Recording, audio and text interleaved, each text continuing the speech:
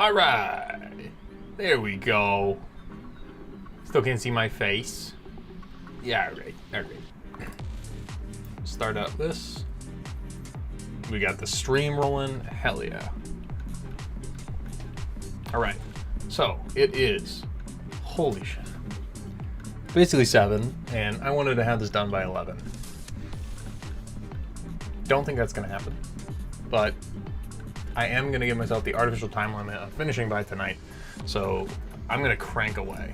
If you're in chat, I will probably hopelessly listen to you, but because I'm a sucker for conversation. But I need to get going. All right, so what I did, we got the basic title screen here. I'm gonna make a background and stuff that's like kind of the last thing on the agenda, and well, second to last thing, then sounds come. So let's actually add. So let's first connect title screen. Okay, and we create score system, and then I will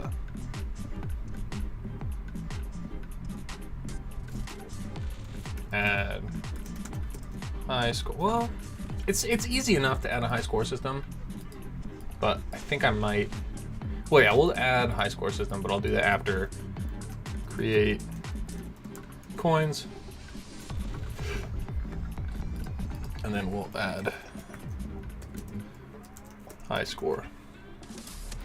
Okay, so those are the things I need to get done before I move on to art. Also, yeah, so anyway, we'll start with connecting the title screen. So there's no transitions currently, and also this doesn't work, but that can be changed. So for right now though, I am just gonna do a quickie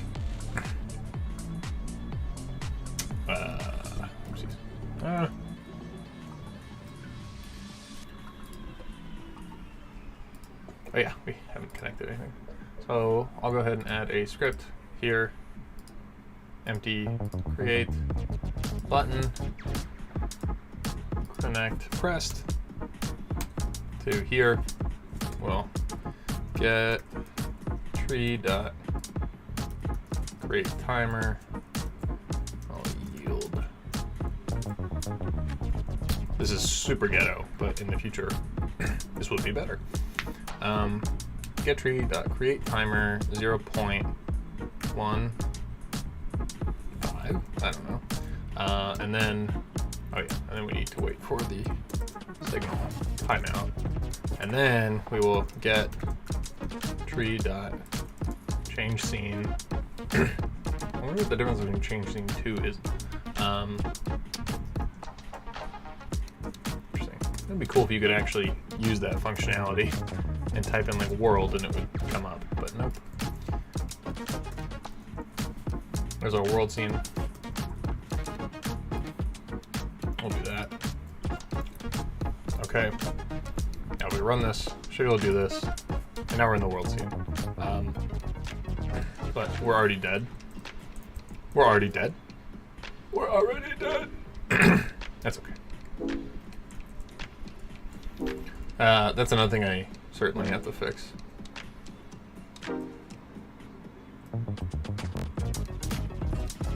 And we did.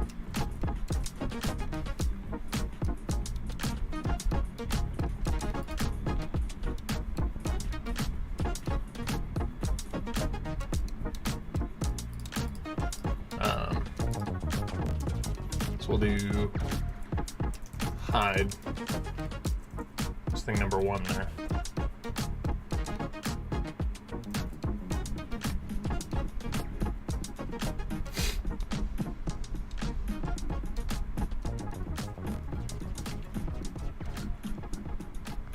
Okay, so.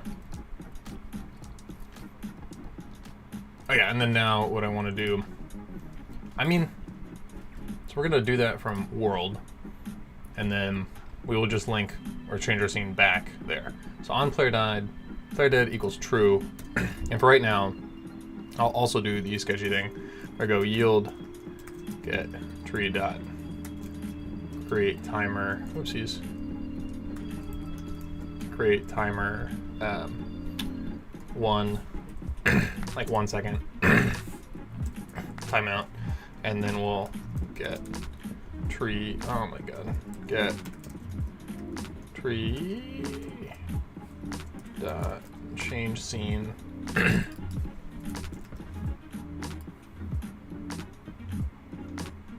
There we go. And now we've got a full game loop, even though there's no score. And you can play again and again. Okay, now there's a depth, but the depth is only going to be part of your score.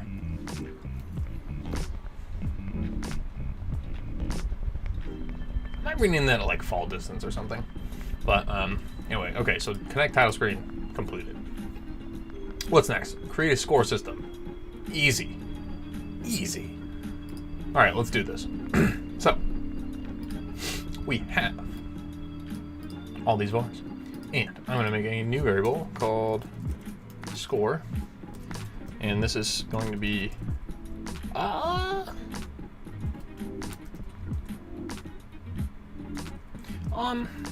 I think I'll make it a float.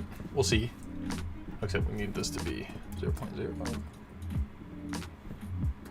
Now we'll just make it an int. So equals 0. So our score is going to equal 0, and that's going to be true whenever we start the game.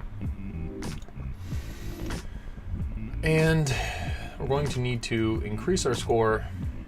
And how are we going to do that? So if we think about this, like I was saying, I want your depth. So the amount of depth that you travel down, I want this to directly impact your score. So maybe every 0.1 centimeters, you get 0.1 score.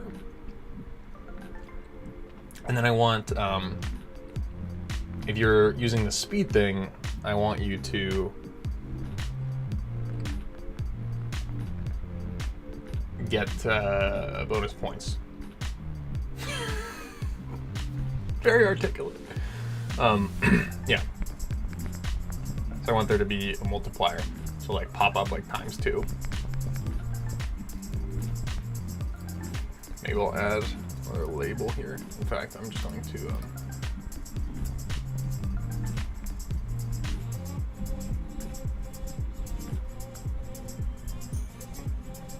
so I'll duplicate this label. And then this one's going to be called multiplier label, and then we'll set this one to the top right, and I'll go here, and we will align right. Oh yeah, and then we'll set this as like x1 by default.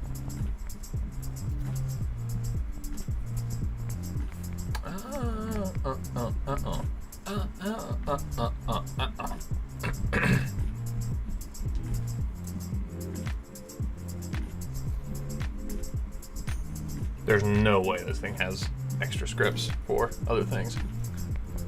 That's fine. I'll just use the basic multiplier.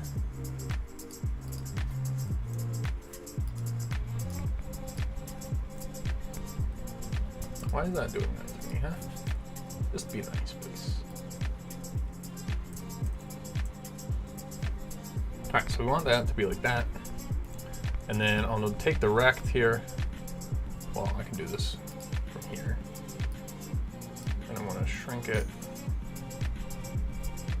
Why doesn't it want me to close it this way? Oh, I set a minimum, a min size?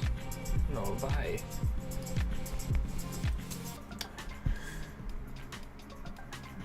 Why is it not letting me close that?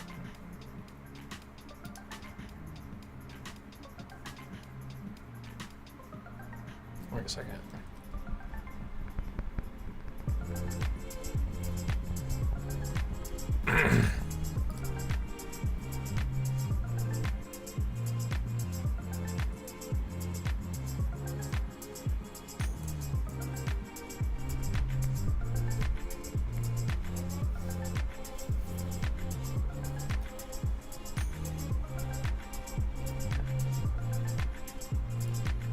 It's very, very odd, isn't it? Right? Like, whatever. I'm just gonna add a new label. I'll put X1.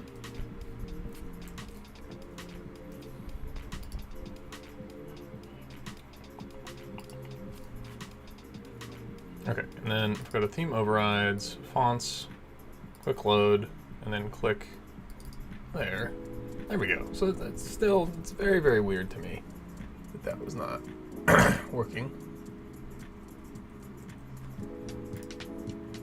Visually, I would say that looks good enough for me.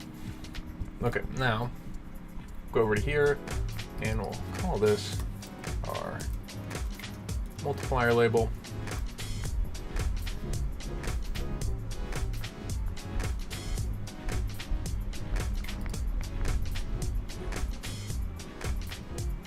Hello, inside development.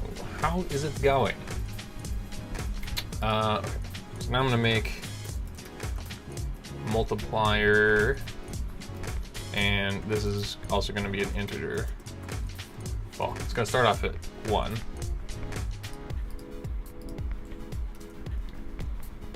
Okay.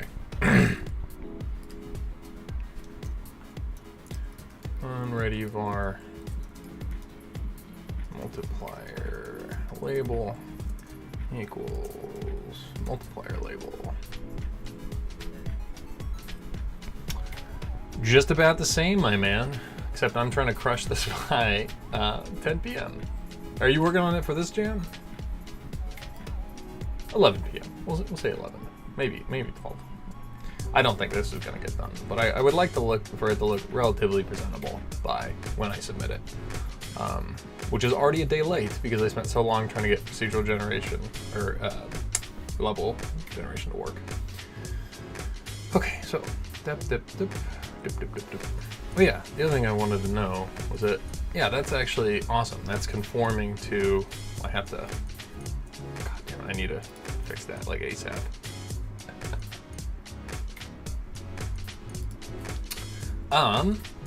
The theme is web and the limitation is no ground. There is no ground. So my game's called Small Fall, originally Infinity Fall, where you're an ant falling through a web and you're just like dodging all this stuff. Anyway, I think it'll be kind of cool. You've got like, you can dive or like free fall slow, dive is fast. You get more points when you dive. There's gonna be coins and yeah, we'll see. Oh yeah, I also wanted there to be power-ups. I don't think that's gonna happen. But we will see, we'll see. I'm gonna get this and the score system and coins down, and then I've already got a complete game loop, and then I just need to make it not auto-kill you when you start the game, and there's somewhat of a game. What are you working on?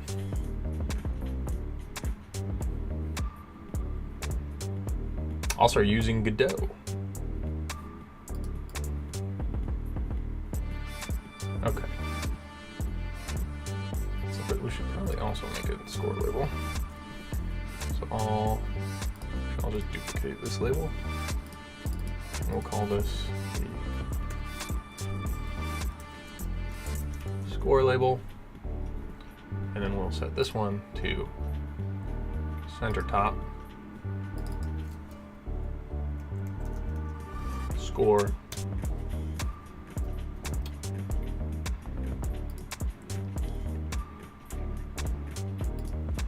At top,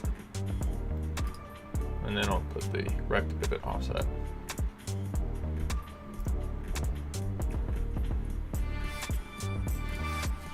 One 42 divided by 2, and 1 divided by 2.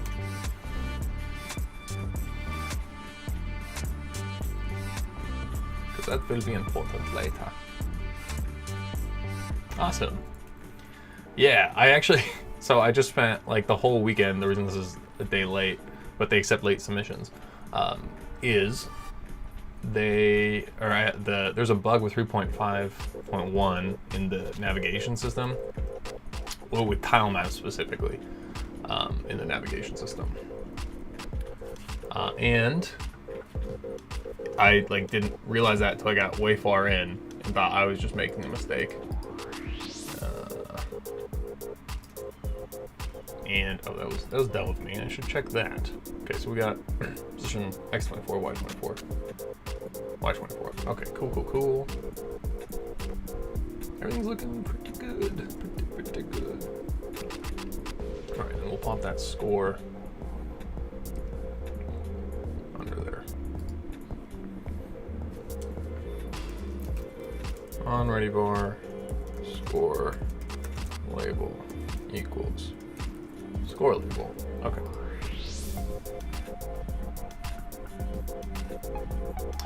Yeah, I looked at Godot 4 because they solved all the issues in Godot 4, and I was really like, there's a lot changed. It's like a whole new engine. I mean, obviously, like, I'll have an advantage. It'll be easier to go to that than like any other engine.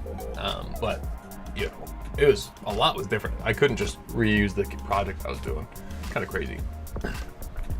This actually, I don't know if you see this right here. All this stuff. This is all made in Godot. When you type in chat, your name will pop up here. And this is a Godot game I made that's scraping YouTube and popping it right there. It's pretty cool. I think it's probably the coolest thing I made in Godot. Now I want to set up games to where you can play the games in the live stream. So like people can put like command forward or the hashtag / and write commands, and then they can interact with the game. I think it'd be pretty cool. But that's well in the future. Oh, nice. Yeah, I didn't think anyone cared about that, but I do think it'll be cool if it ever works. Okay, what do I need to do? So, make a new function. So here's update HUD.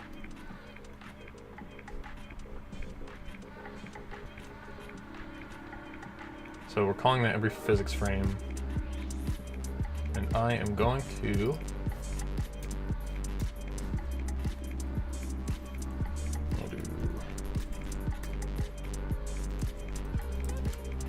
score label dot set underscore text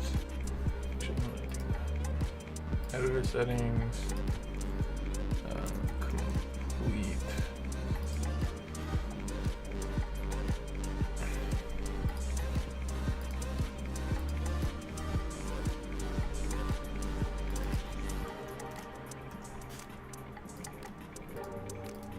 Oh, they got rid of that. What the hell?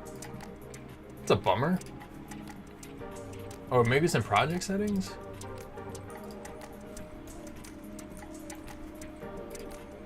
Ah, it is in project settings. Yeah, I use so many of the set functions that I want them to autocomplete. Okay, and then... Yep, so then we just say score, new line, %s, % score, and then that should work. Oh yeah, we need to center that label.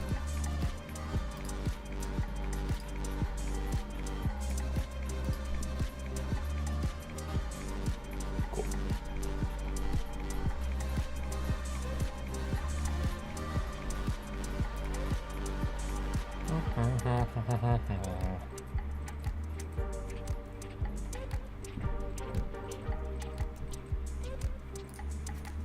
I really love for it to not spawn me into instant death so I can just look at what I'm making.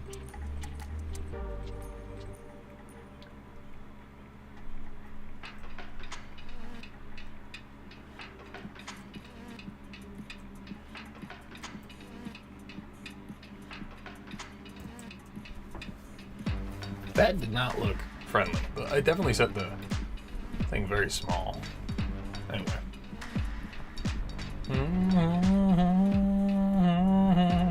Okay.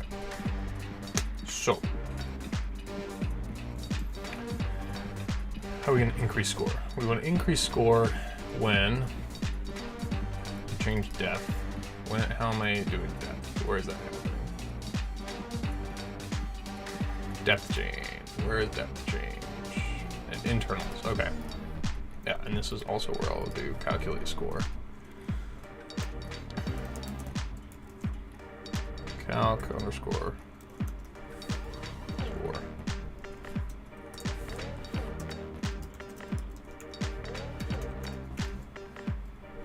And then I'll make sure to put this in physics process. score.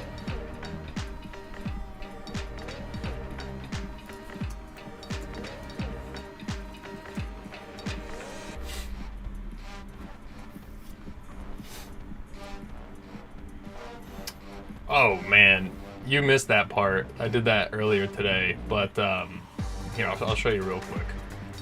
So I control the movement right here. There's two types of movement. There's falling movement, where you're going straight down, and then there's side-to-side movement. The falling movement that you see is, God, so, whatever. The falling movement that is on that crazy-looking tween. Oh my God, it's not gonna let me show you. Maybe that'll be my next thing. But anyway, so we've got the world velocity where all the blocks and stuff are moving up, and that velocity is your fall velocity, right? So you're either going like this, where you're moving really slow, or you go into a dive, and that's where you see that really kind of cool thing. So I wrote the function ease in out cubic, and I just yank. If you've probably been in like easings. Oh, it opened up speed all over here for some reason. There we go. Go to easings.net and click on any of these guys. It'll have the function right here for how to do that. And so all I did is I basically converted that one of the functions for ease in out on the cubic scale and put that right here on a world velocity. And then essentially I manually figured out how many frames was good. Yeah, frame and end frame right here. I should probably rename those. And then so, yeah, it takes 60 frames now for you to complete one cycle of the cubic interpolation. And then that just cubically interpolates our max velocity in that case. Yeah, that's about it. One problem with it, though, I will say, is I'm realizing right now, is that because it doesn't use the, oh yeah, man, it's sweet. It's like, I also like, it was tough to figure it out, but yeah, like you just do, obviously the direction times, and this is a weird case where I'm doing max vel minus min vel, but you just do your max velocity times that value, because that gives you basically this function spits out a percentage of how far along the curve you are. So yeah, it's cool. And then the sideways function is just, simple direction times acceleration, like that. Okay.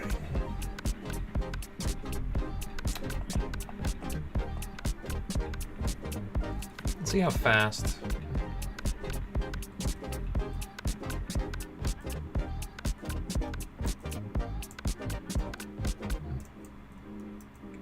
And I'm dead. I definitely want more out of that. Why you do this to me? Okay. So when we do calc score, we want to get our depth.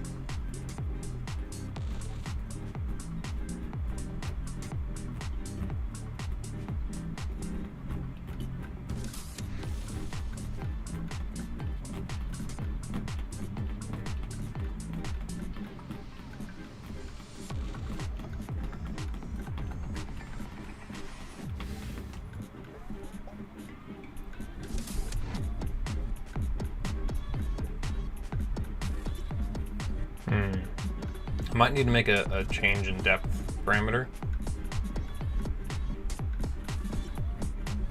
I think I'm going to have to.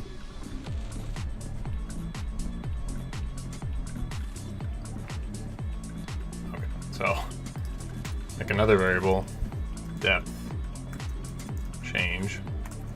Nope, depth change, and then this will be equal to 0.0. And then, when this happens, depth plus equals we'll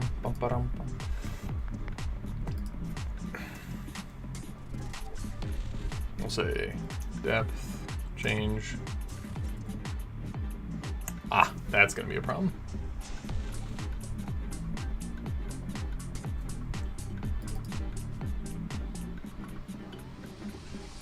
Let's do change depth is going to be the function.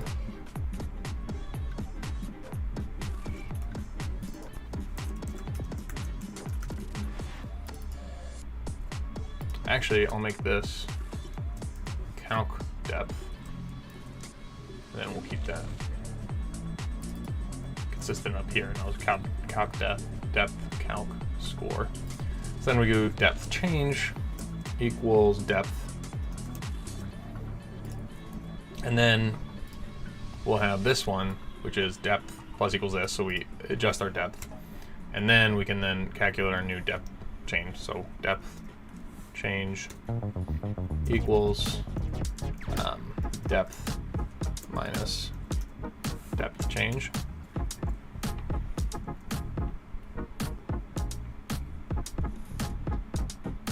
And that will get us the depth change. And then in score, we can see how much we added. So our depth change should be changing.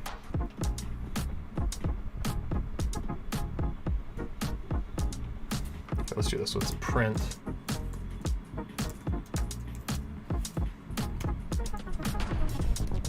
Oh wait, that's so dumb, dude. This is the amount of depth change right here. So I should just call, yeah, I'm making this way more complicated than it needs to be. So we're gonna get rid of calc score. Actually, no, we're not. We are just going to remove it from physics process. And then I no longer need depth change,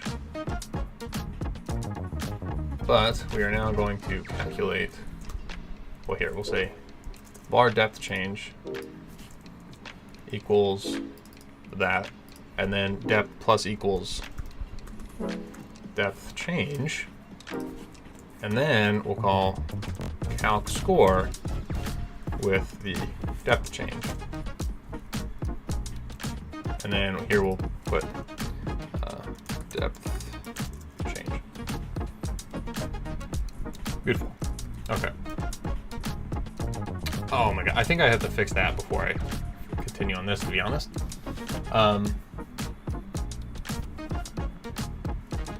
Yeah, I gotta do that.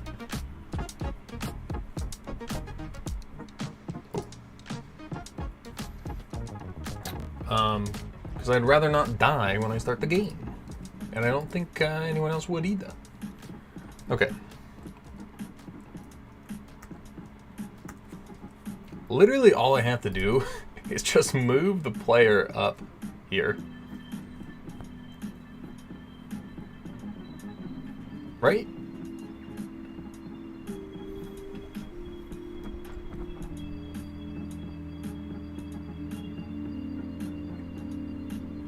Yeah, let's give that a shot. So negative 350.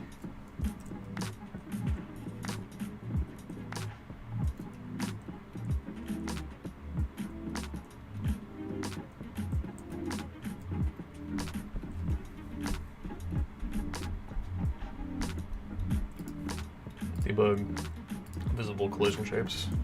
For right now, this will work. Why can't I see my area 2D?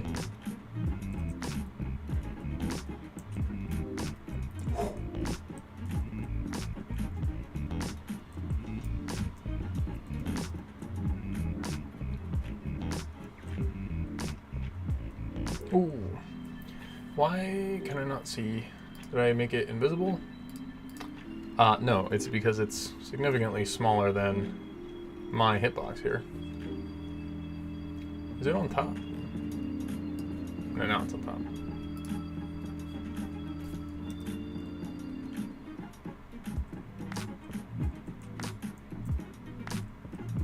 I guess it's fair. Anyway, okay, so I'm printing, oh yeah, I wanted to see, what's that depth change looking like? That is barely moving.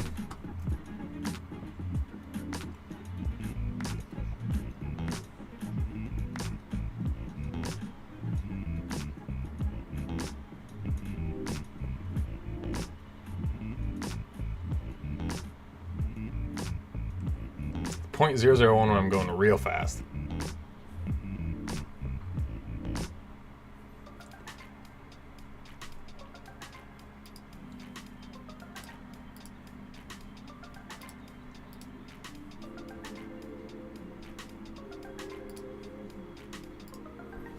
Print depth change. Divided by, can I do 1e? They really let me do that? That's crazy. I did not know you could do that. Oh yeah.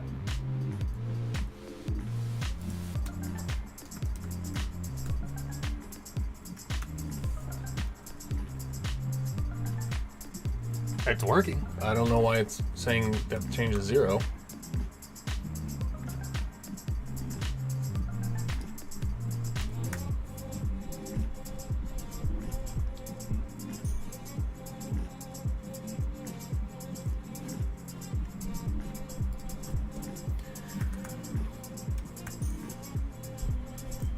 Oh, because I'm dividing by it like a Maran. There we go.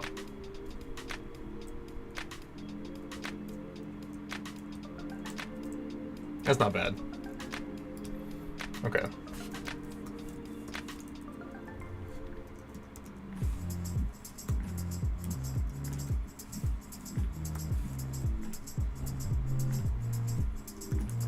All right, let's just see. This should be pretty nice. So 3 on average, and then we can go up to 10 when we really plunge. So that's cool.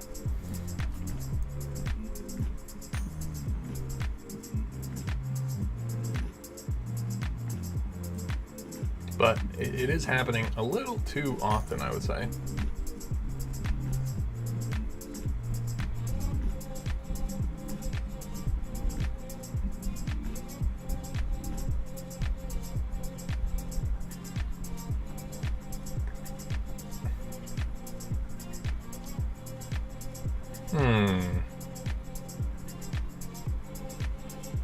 Trying to think about how I'd limit how fast, because like if we add to that, right? So like if I do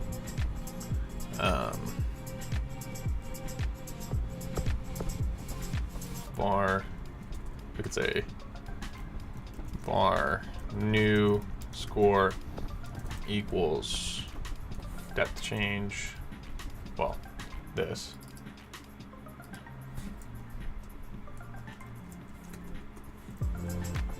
This times our multiplier, and we print new score.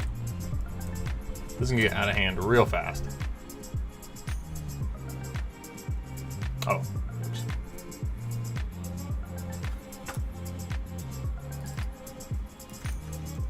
4 plus new score.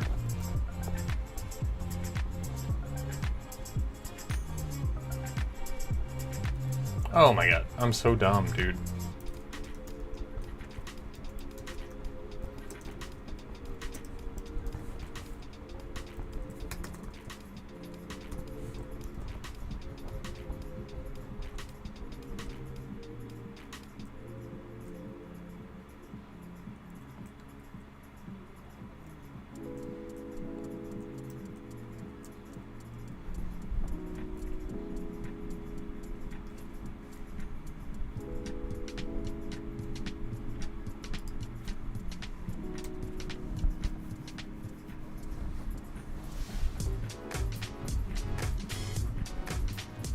Here I'll check if the if world velocity equals max vel,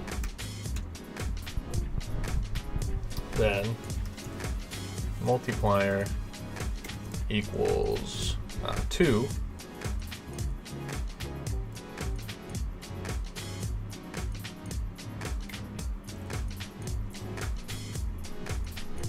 Then we'll say else multiplier equals 1.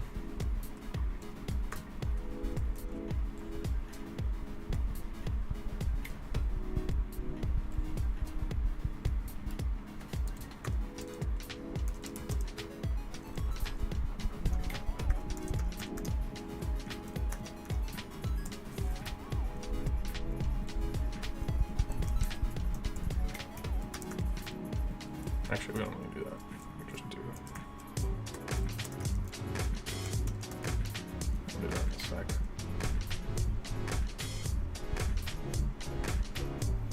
All right, man. Good luck on the exam. Thanks for watching. All right. Cup depth. Doo-doo. And I got work to do, and I ain't just not doing it. I guess we could also multiply times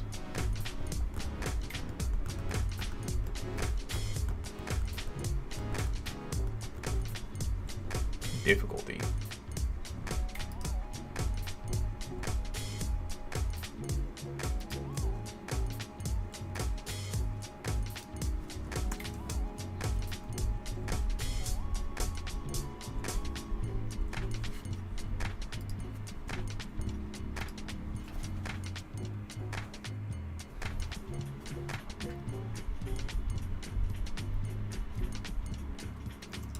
Func, oh, not func. Var, raw.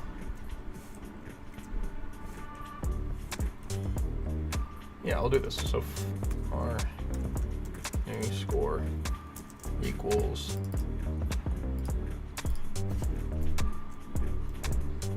this. And we'll get rid of the var here.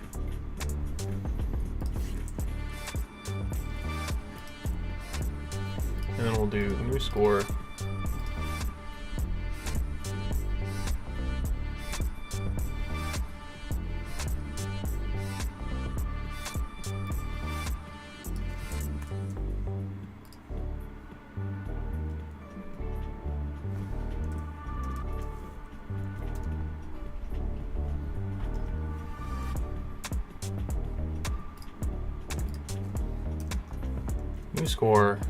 plus new score times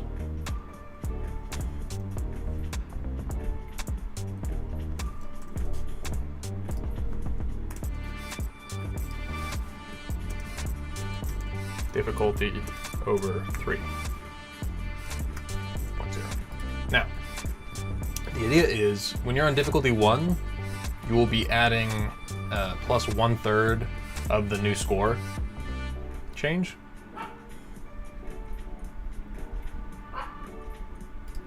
We should actually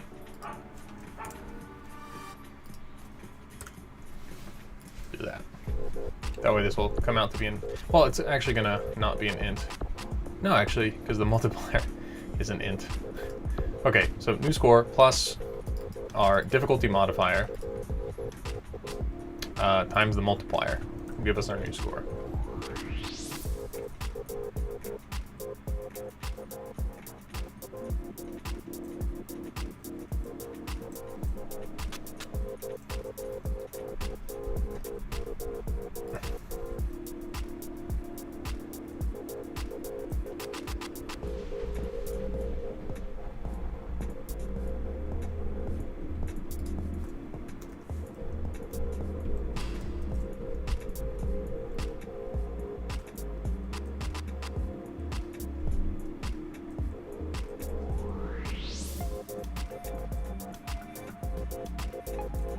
What? That was a problem. That should not happen. That's why, like, I've noticed these overlaps here. Are those overlaps or are those blocks?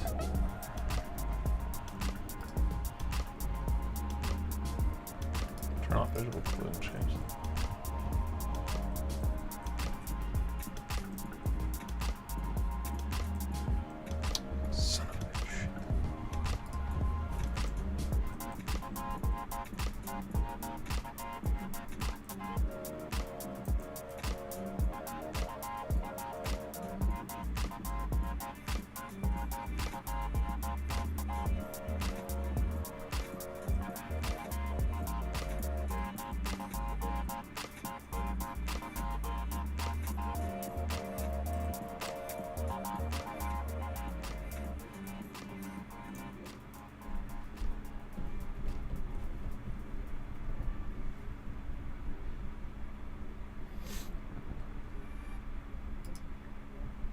Oh, that's not what I meant to do.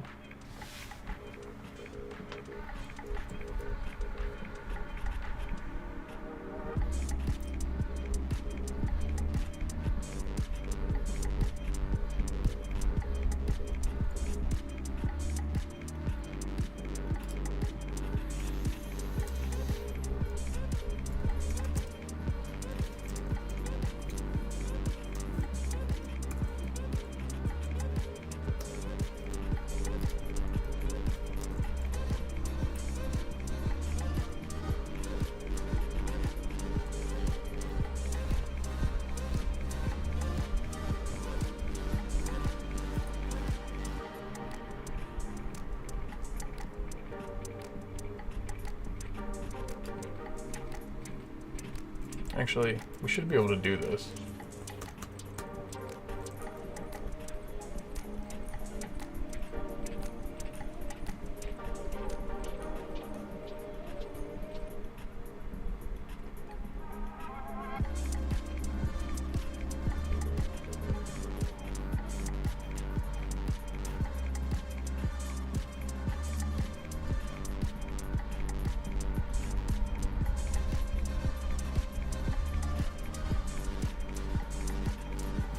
I'm gonna say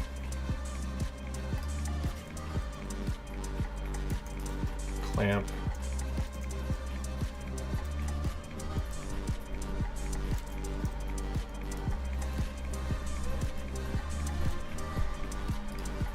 I'm gonna say speed equals, well, actually we don't need to do that because we just need speed to go here.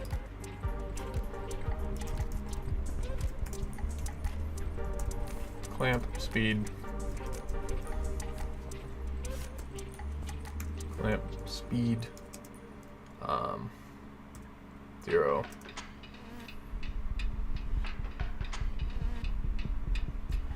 and 1, I believe. Yeah, okay.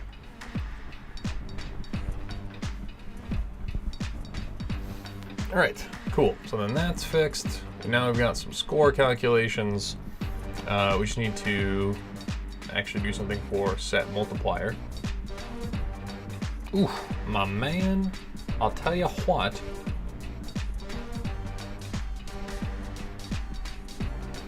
I'm actually gonna put calc depth inside update HUD. I'll put it right here.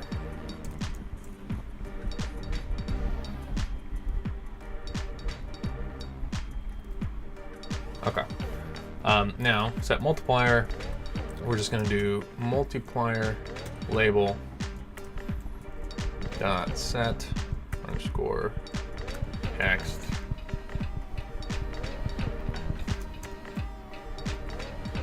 x percent s percent multiplier.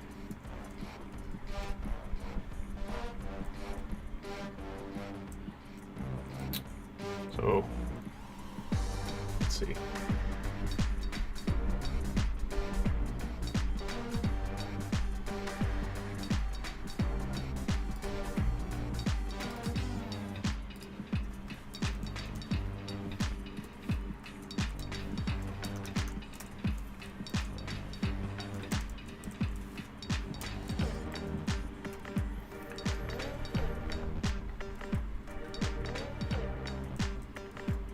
Oh, interesting.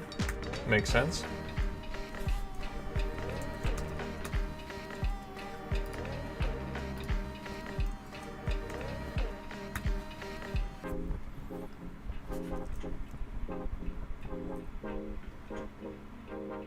Now it doesn't make sense.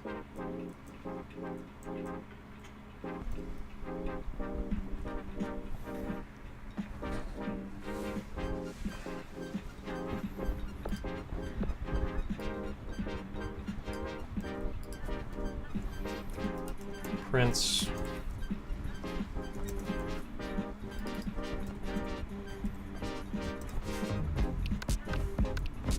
I think it's because they're floats, if I had to guess. It says true.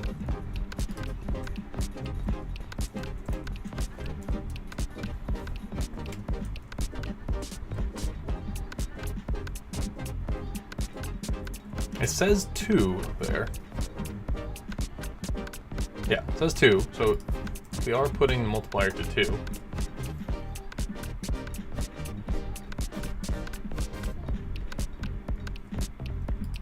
why is the multiplier label staying as times 1? Am I just not seeing it? Nope, it's definitely, most definitely. I'm not calling the function, that's what it definitely is.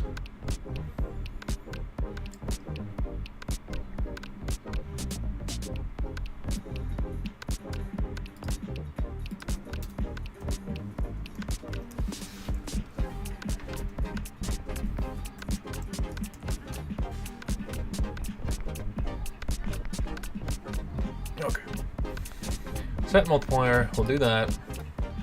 It really doesn't need to be its own function though, does it?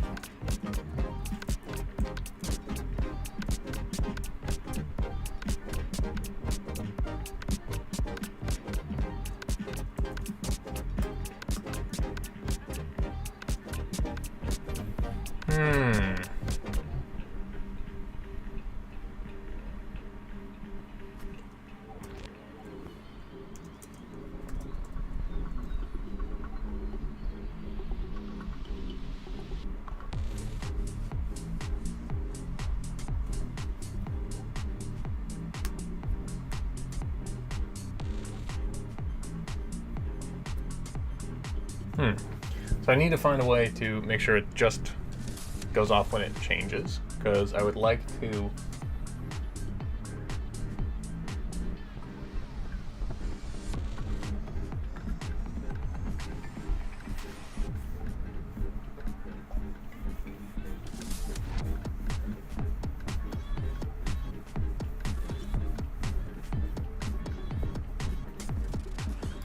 I can just do that right here. Dirty var last multi equals multiplier, and then here we say if last multi does not equal multiplier. Well, just to make it more clear, we'll do it this way. If multiplier does not equal last multi, then we set multiplier.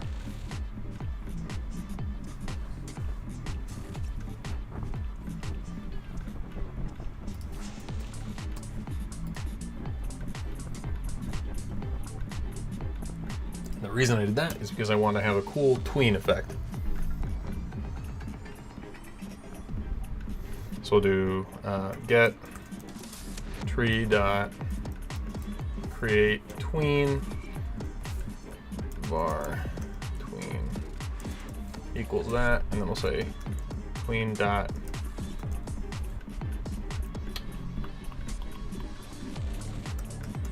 tween property multiplier label rect scale. Usually I would have a HUD that I just communicate to and then it handles all this stuff, but I'm doing it quick and dirty here and I'm just sticking it all in this world script. The script is handling quite a bit of stuff. Tween property multiplier label rect scale. The final variable should be vector2.1 because I forgot we also need to. Here, let's.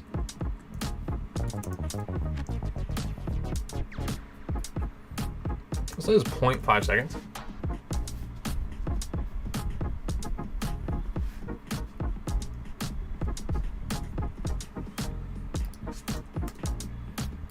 We'll say if multiplier equals 2, then we want a party. We're gonna do this thing. Before we do that, we'll say multiplier label dot rect scale. We'll do set rect scale. Maybe we'll do that. Rect scale equals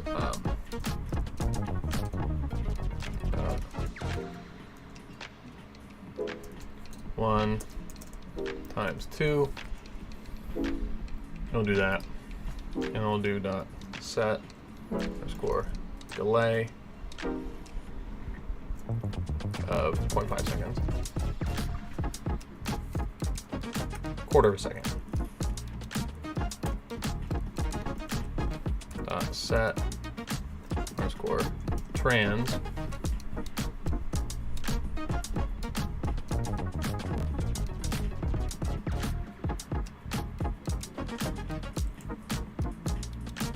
time set ease out.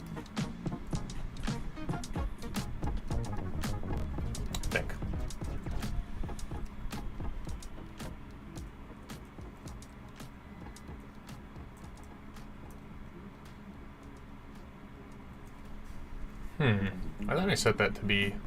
Nope, I did not.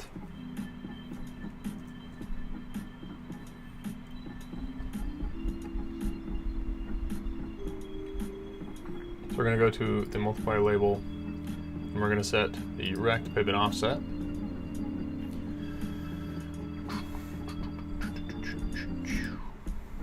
The X is 47, but that actually doesn't matter because we're gonna set it to 47, and then I'm gonna set this to 77 divided by 2, 38. So now it's basically in the center, and it will expand kind of towards the player.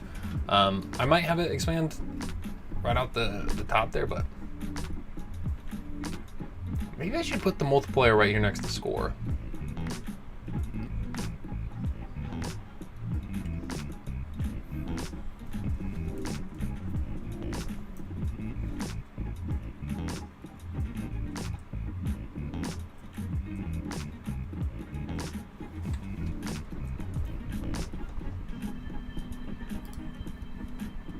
Make it big, baby. 2.5.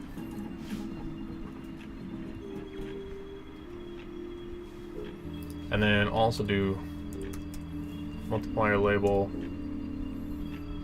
dot set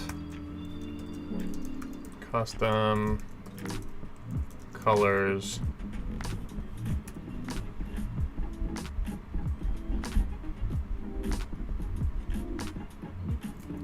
font color.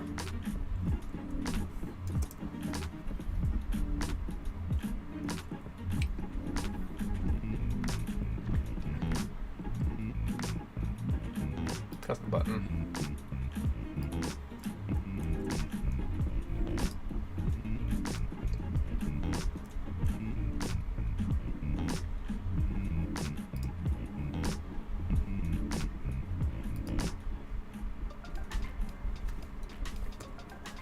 And I'll say else.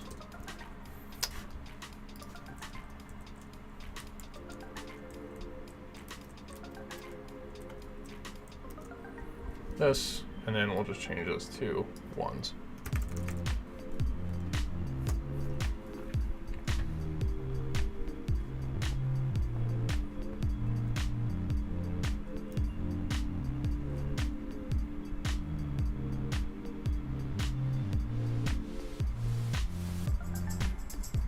I guess, as long as we're getting fancy here.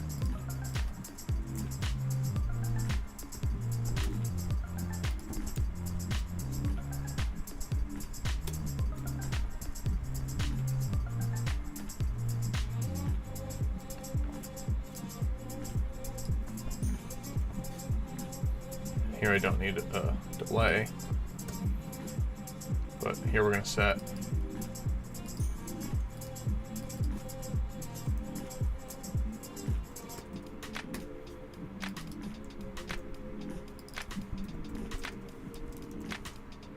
oh my god.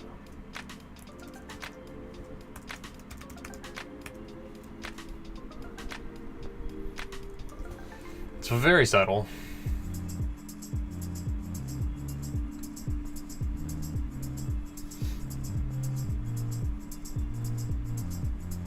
Anyway, okay. There's score, there's HUD. Now we have a score system, but we don't have a save system.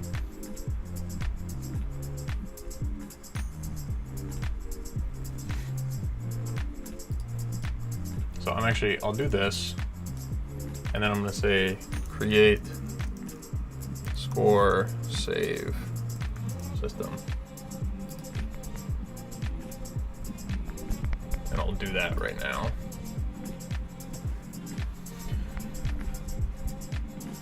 Oh, well, that's this, isn't it? And I didn't make any way to delete things. Add Higged score.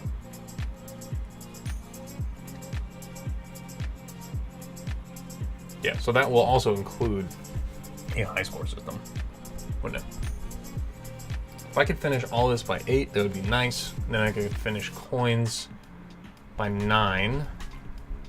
And then if I could finish art and sounds by 11, I would have somewhat of a game, folks. So, what I need.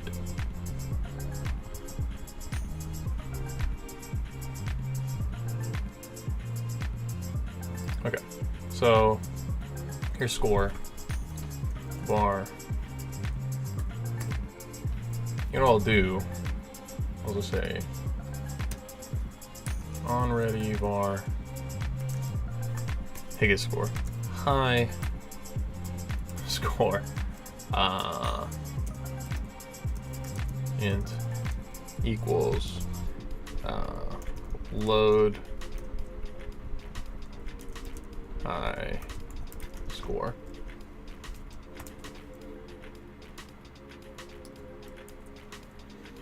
Okay, stick this one down here. Actually, I think player died should probably be the last function.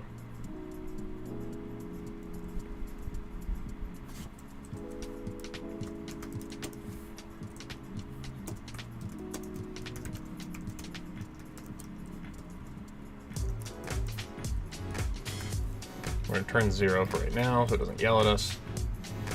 Now, what we're going to do is going to say var cfg equals config file.new. This is my favorite way to save if anyone's watching or watching in the future.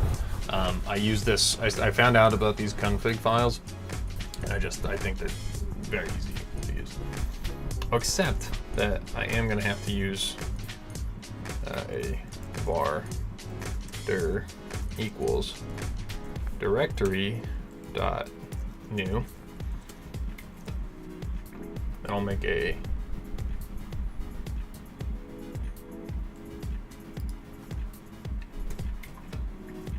this will be a constant. Actually, this should also be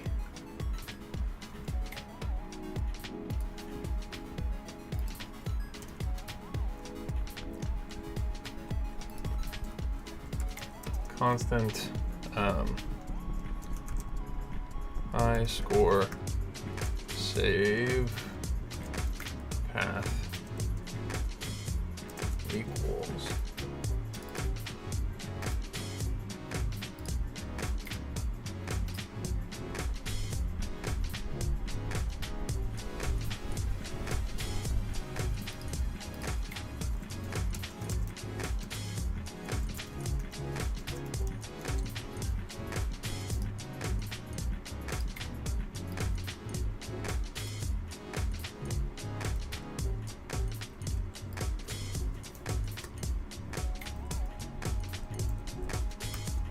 okay, res high score saves. And then we'll say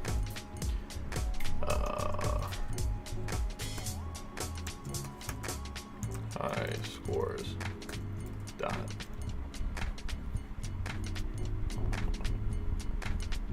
cfg. Okay, so now we just say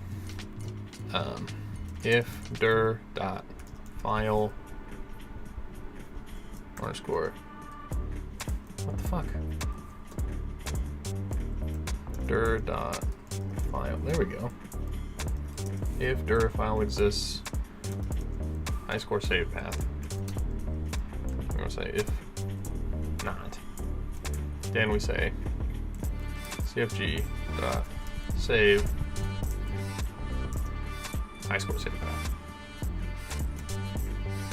cfg dot set value.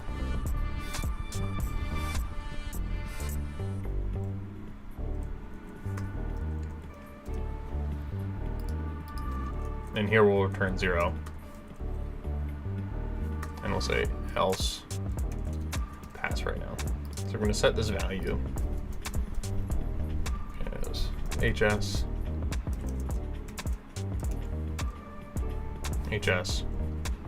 and then high score. Now for something like this, we're only saving the high score. It's not like incredibly valuable. I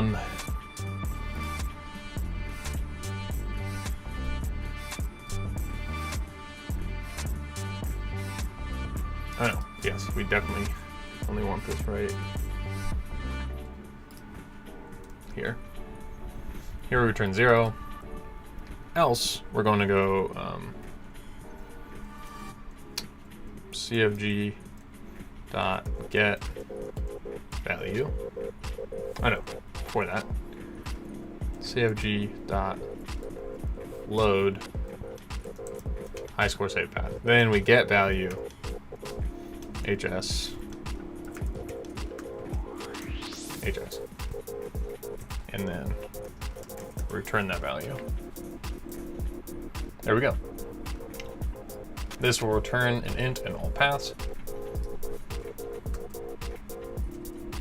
Now we'll go func save high score. And this is a void function. And again, we'll say var cfg equals config file dot new. And then we'll just do cfg dot set value HS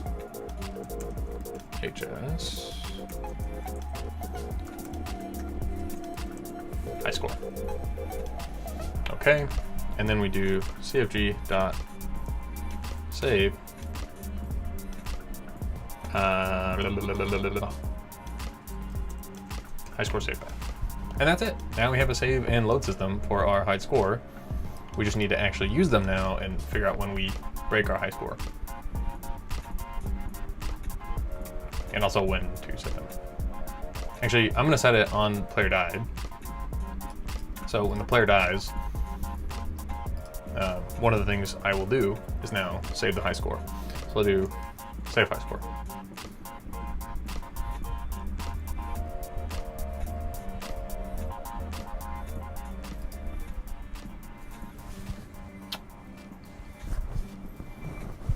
Well, here I'll do, in the save high score function, I will check. Yeah, I'll just do that in here. Yeah. Say if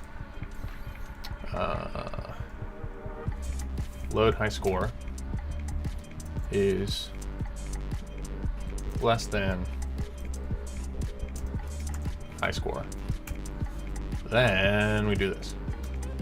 So essentially, if our saved high score is greater than our current high score, then we'll save. But if it's, or it's, oh yeah, other way around. If our saved high score is less than our current high score, or our better way of saying it, our current high score is greater than our saved high score, then we save it. That way I can just say save high score there. I don't have to worry about it. This is super ghetto, but that's what I'm doing right now until I have time for polish. Now, the last thing I want to do with the score system, I guess I've got 15 minutes. I think I can probably polish it off here. Well, actually, we of course have to actually set the high score. So there's calc score, and in calc score, we're going to say score plus equals new score. So now we have score. And then we'll say if score greater than high score, then high score equals score. That's it. Very simple line of code. If our score beats our high score, then that is now our high score. And then when we die, we try and set the high score, and if we had set the high score in that run, then it saves that high score. Beautiful. At the beginning, we always load the high score, and we've got that in our temporary high score variable, which I don't know where it is right now.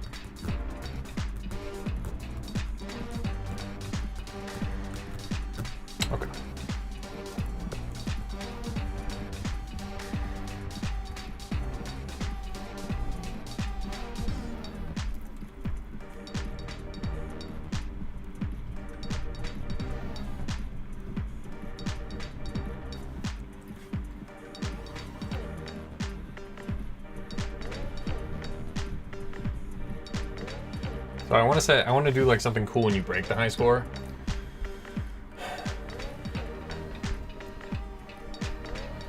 I'm gonna do bar broke underscore high score equals false. Yeah, and then come back down here. Check out score. And we'll say if not broke high score, then we'll say broke high score equals true. And then we'll do a little animation. So we'll say create get tree dot create tween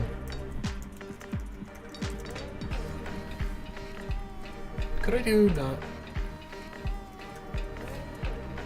Oh, you could do this all in one line. Hell yeah, let's do that. Get tree.createTween property score label. In this case, we'll do our tween because there's two things I want to tween. So tween.tween property. We can do set.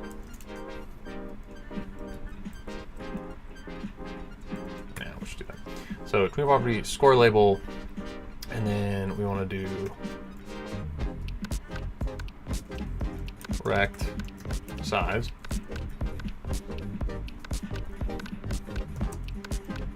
So final is going to be vector2 1 times 2.5.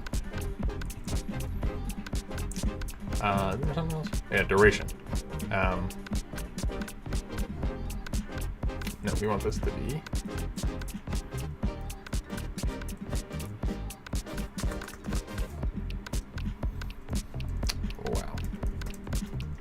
score label dot rect size equals that. In here, I guess I'll make it 0.5. Yep, and then I'll do this. I'll do dot set delay 0.25. I'm basically copying what I did for this, actually, like almost exactly.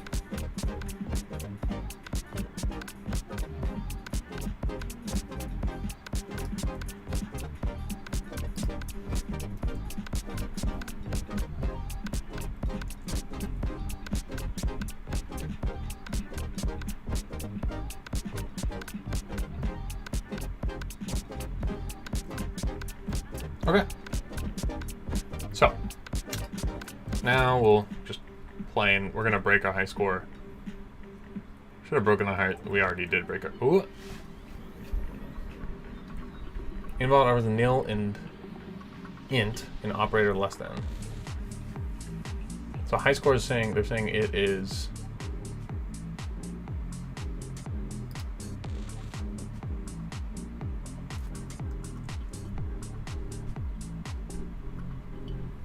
Trying to assign a value of type nil to a variable of type int.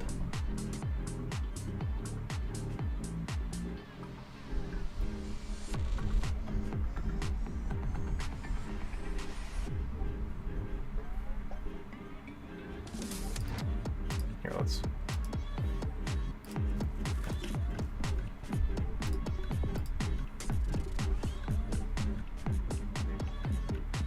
Oh, that's why we set it to nil.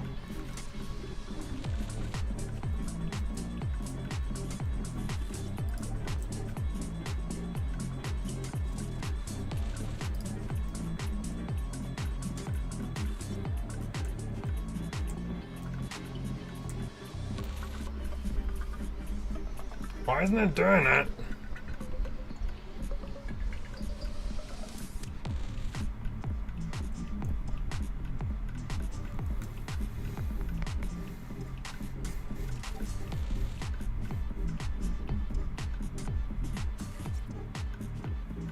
Do I have a global script? I don't think so. Project settings, auto loads. I'm gonna make one.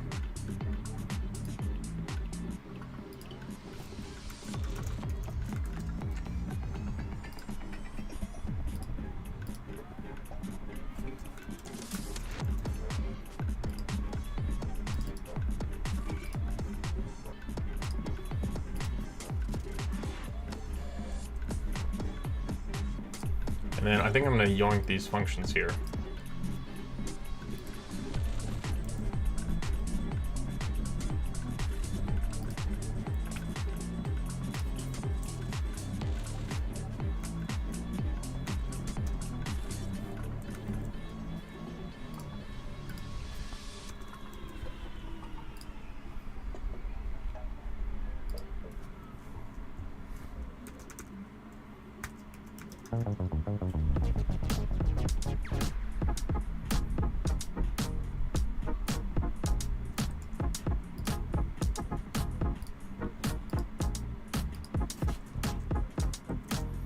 And this is just, oh, we never set it as a auto load yet.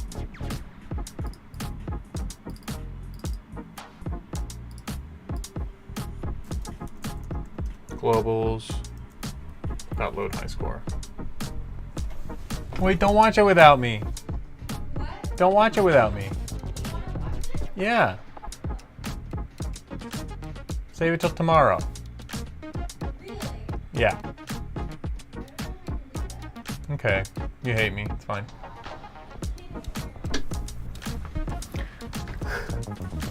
Oh god, I don't know why I have so much pain in my leg. I thought I set this up. You know why? They said to set your screen up so the top of your screen, you're looking at the top of your screen. It makes no sense. I'm always looking at the middle of my screen, so I'm always bent down. I want the middle of my screen to be up there, but I'm 6'5", so that becomes an issue. Maybe that would help. Went up a little bit. That does actually help a little bit. Okay. Yeah. No look on. No, it doesn't look on. Okay, globals not load high score.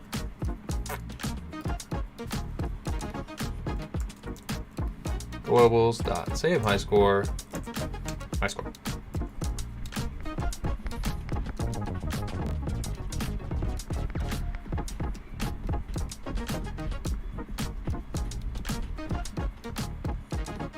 Well, you know what we can just do is say if broke high score, then we do that, and then, because this should not be in that function,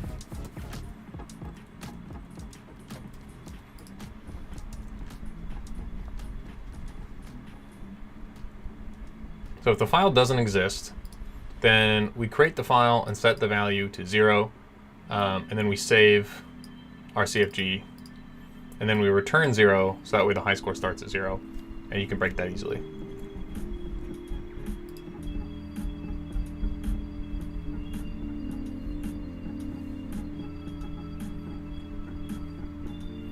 And what I'll also do in the calculate score function,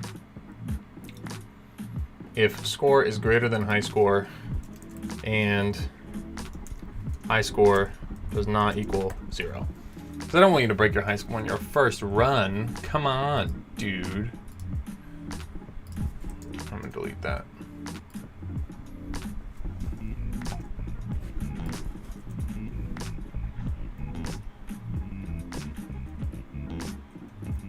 Alright, so that time our score was 342. I didn't beat the high score.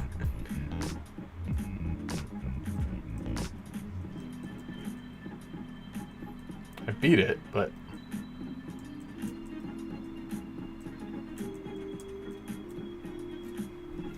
so am I tripping? Did it not do it?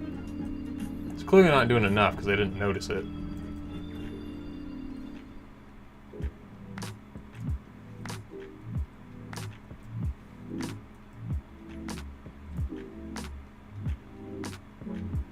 Definitely should have done it by now.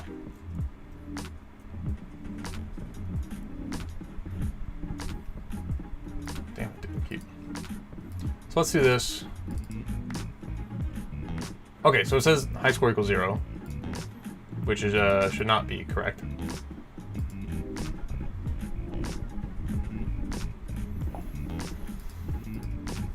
Right? Why is that?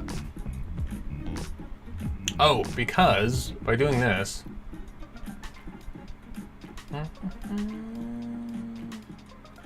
I have fucked it.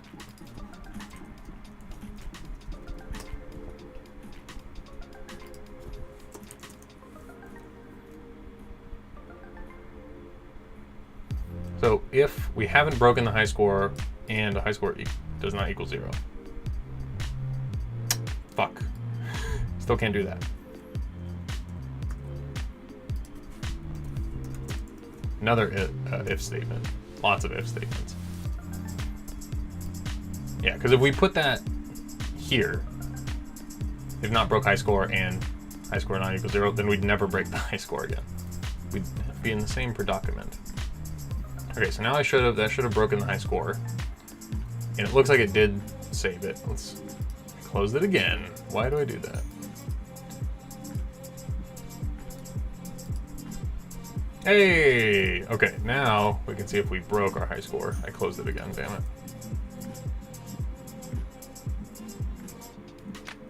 Okay, so it's clearly doing something, but the...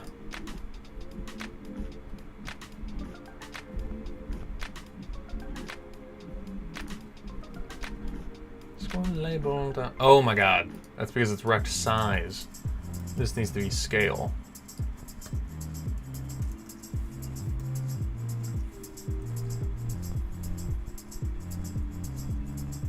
Fuck.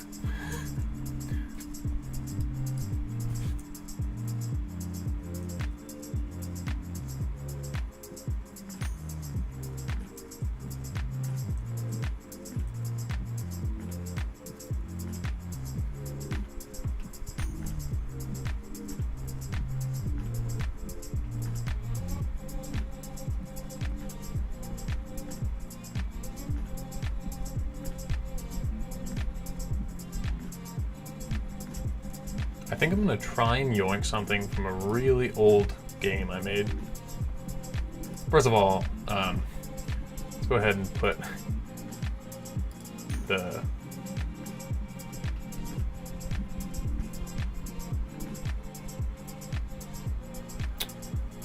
rect pivot offset here for the Y at 0. Because I want it to come down, because if it comes out, it just looks a little odd.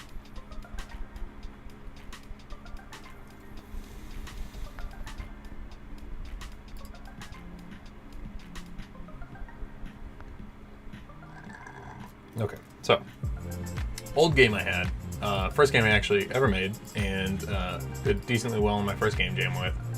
It's called Black Body. No, it is not political.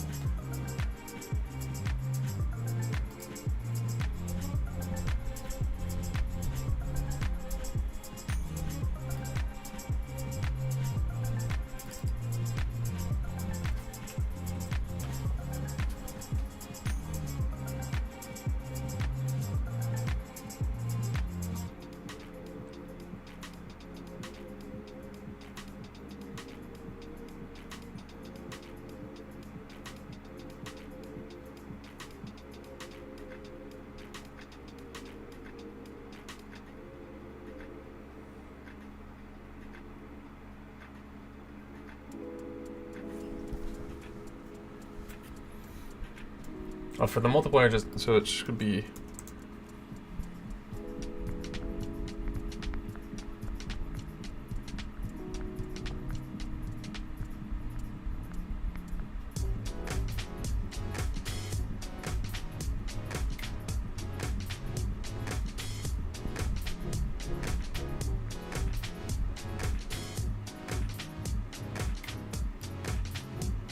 That's it.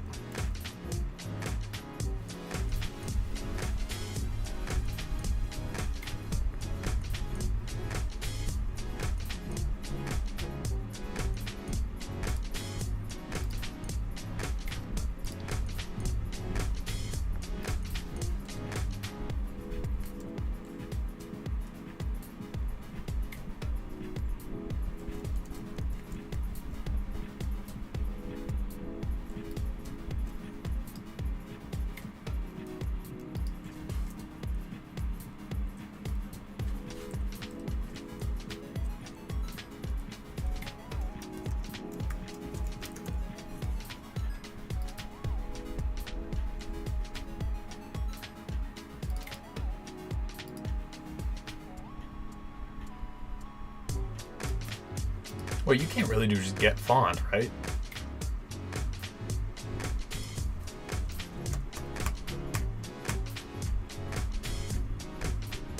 What?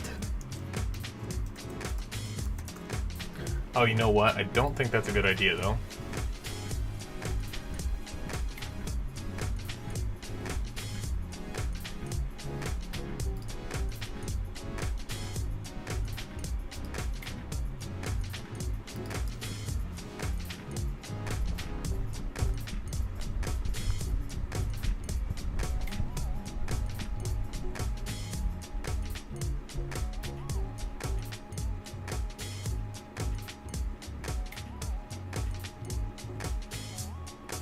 I think I'd rather just get the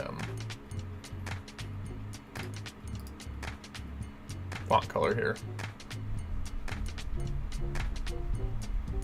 Yeah, so that's just custom colors font color.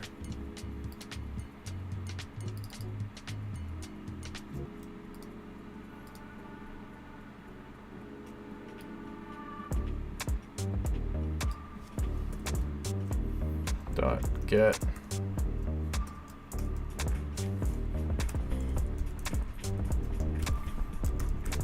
custom colors slash font color.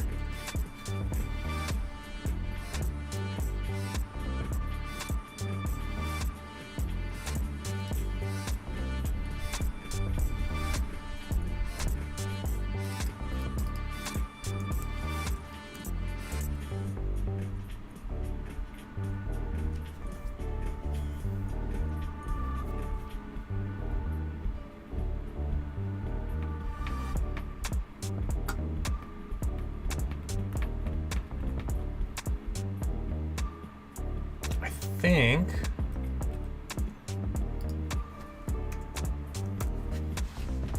let's see, I think that will work, but just to be sure, I'm gonna do this. This is not included.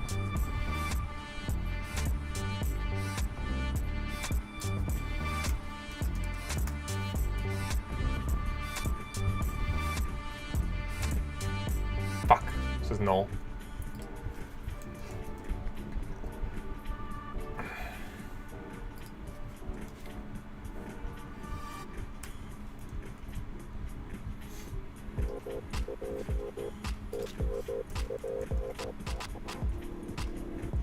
No.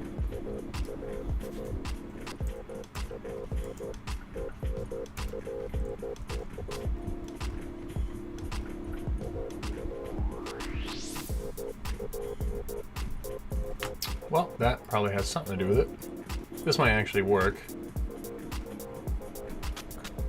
Score label.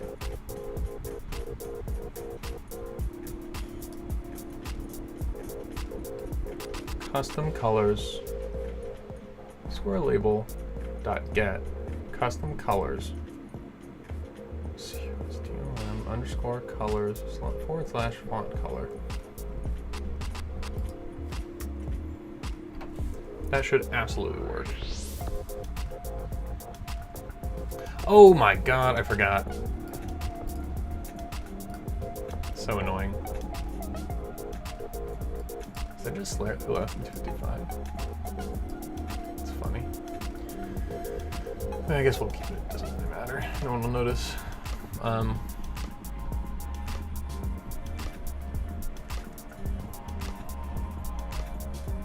Nice. Okay. And then what if I do H? Fuck. The A. It should all be there.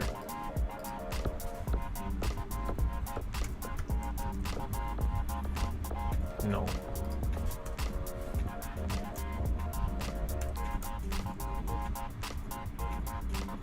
Okay, so that is going to go ahead and give us a value.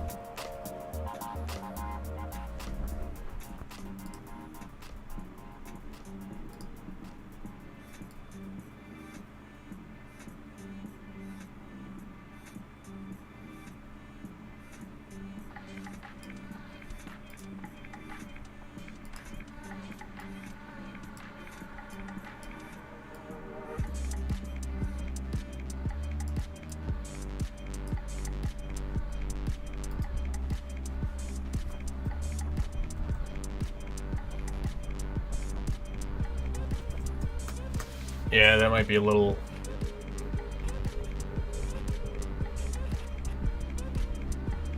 much for this then.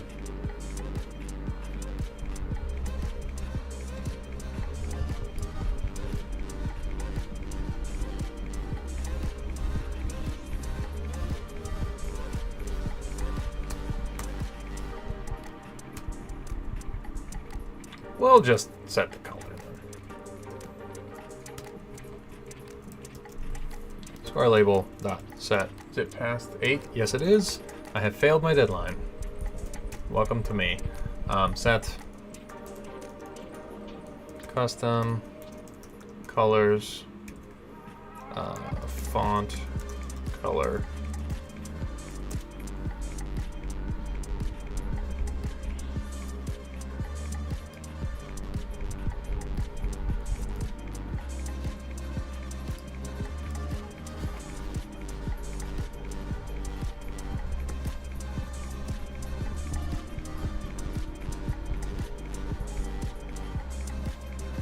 Okay.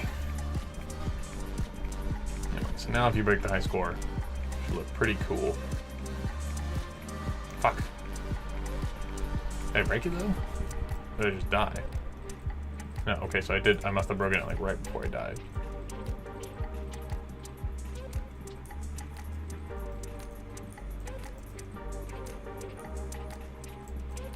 Oh.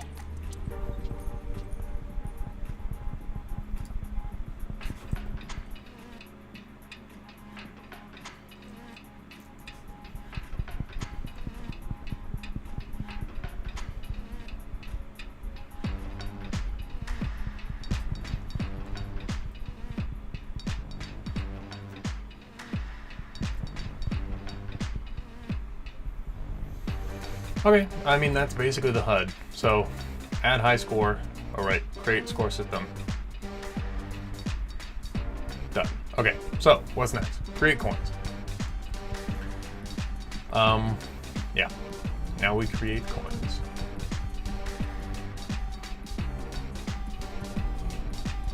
This is actually quite the system. I'm gonna go ahead and do intermission. Get a drink of water real quick.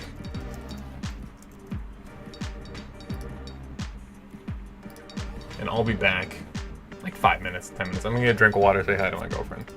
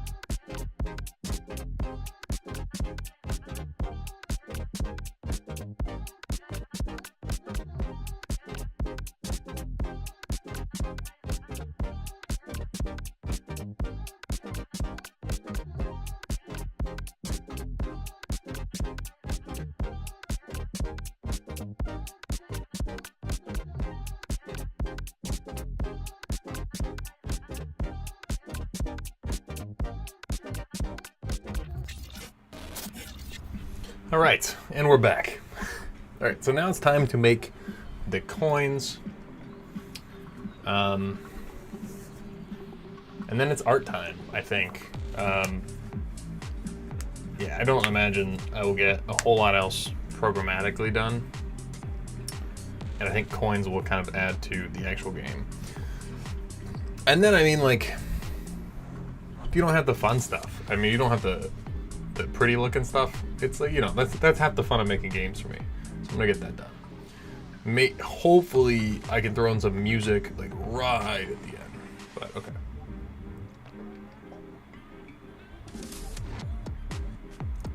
Might not match. Okay, start. Okie dokie. So, first thing, we'll make a new coin. This is going to be in area 2D. Right in here. Add a collision shape. And for right now, well, we're gonna add a sprite. Then for right now, it's our good old-fashioned icon. And then I'm going to make it look cool by rotating it 45 degrees. And then we're gonna turn it yellow.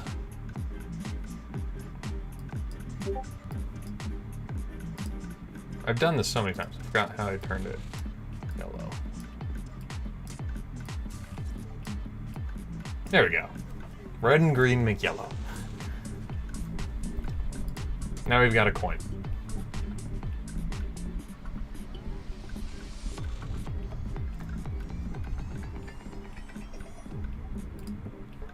Scenes. Coins. Coin.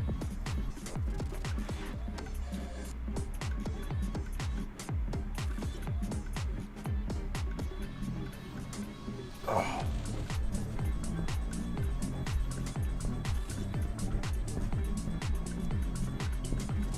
Okay.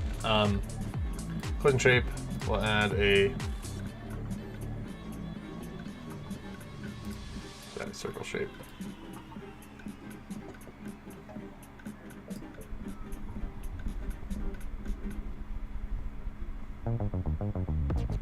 Actually, you know what I'm gonna do? For right now, I'll just keep it as a circle shape.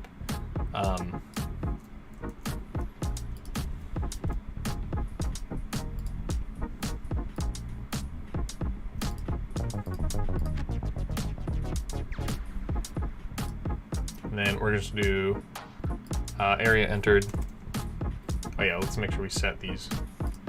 So collision, we are on,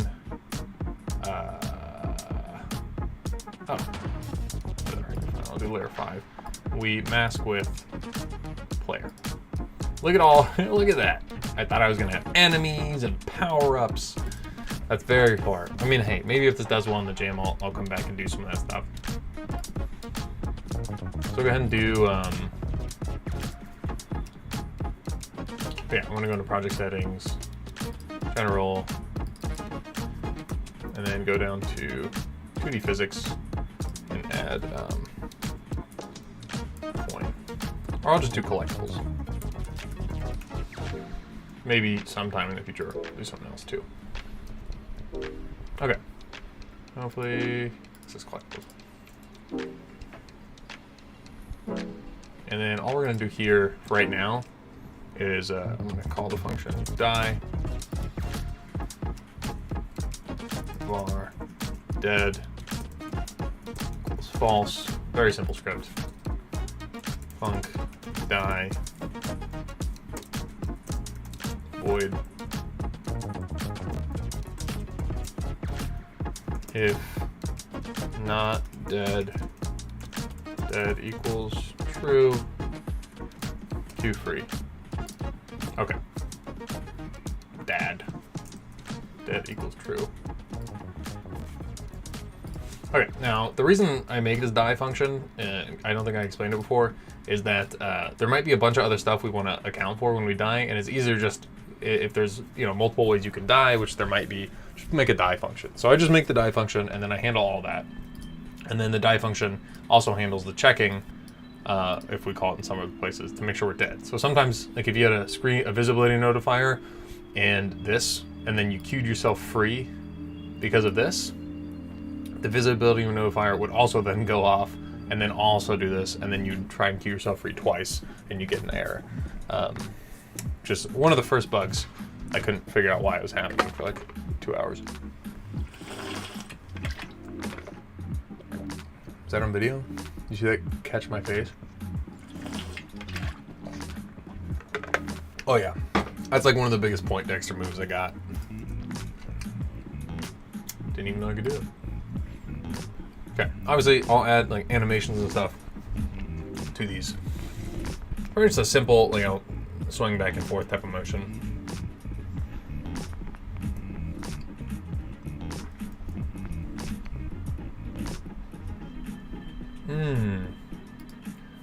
What do ants like? Maybe this shouldn't be coins. What do ants like?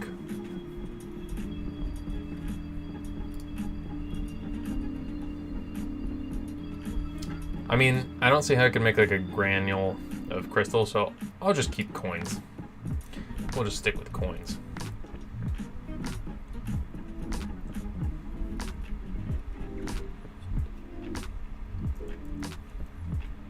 Oh yeah, and then I also want to make a signal. Signal coin collected.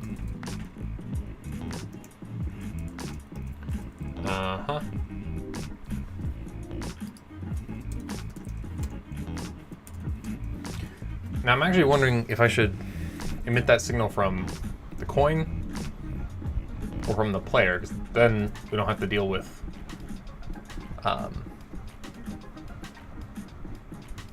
I'll just do it through the coin. It's not too hard.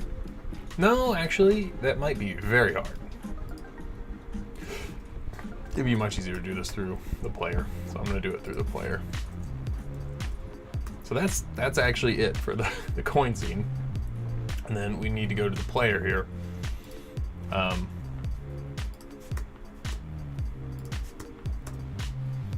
And then I'll make the signal coin collected. And then, so here, go to this collectibles, that's 5. So, then we will emit signal coin collected.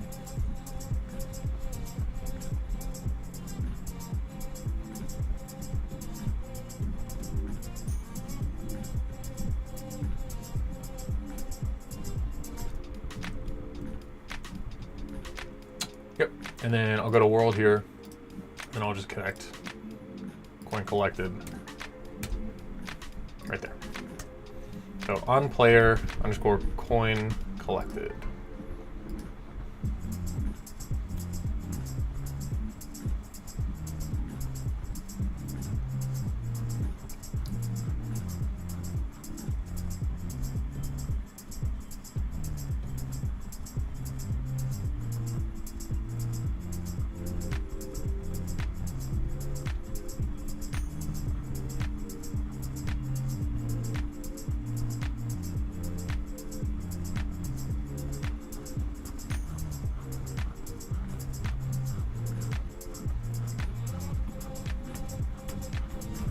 This does kind of fudge with my calc score function, because score can only change right now if there's a depth change. So what I'd have to do is simply make another variable called coins collected, and then in calc score, what we do is then clear the number of coins collected and then include that somewhere in here.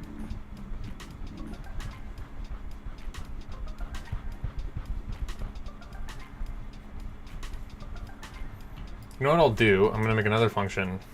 This is gonna make this easier. We're gonna make func check broke. Check break high score. We'll check broke. High score.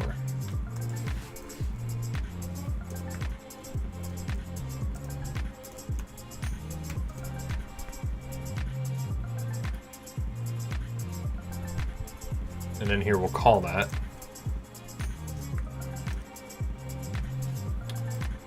Hate when it doesn't. Check broke high score.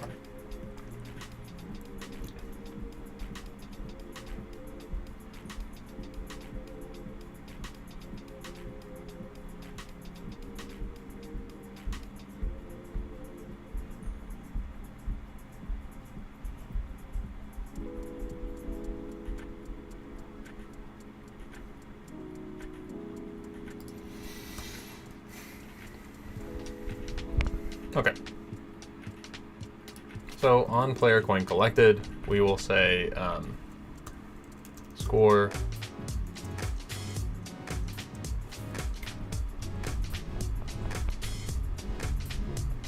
we need like coin value. So I'll go ahead and put this up. Const coin value.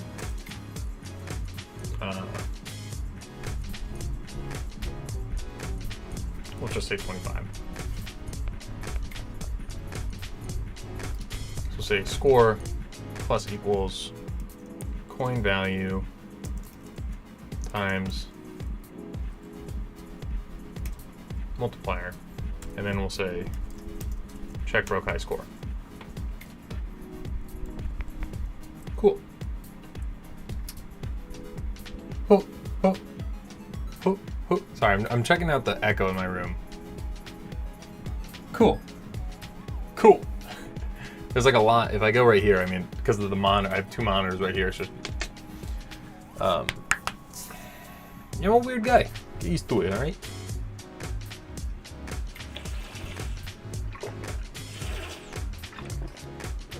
Oh my God. Nothing like a liquid IV. Yeah. You may think, hey man, that was pretty easy. Coins are done. No, no, no. We still have to put them in the levels now and then get them to spawn based upon the noise.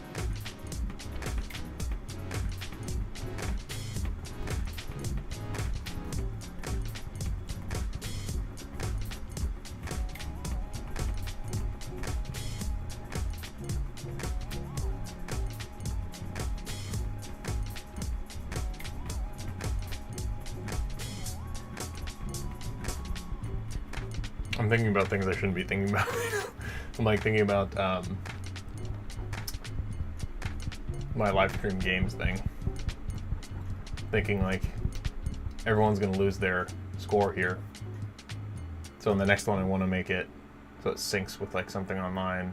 Like maybe AWS, Amazon AWS. Because I made that functionality. Fucking sick. I think I put it on the asset list actually.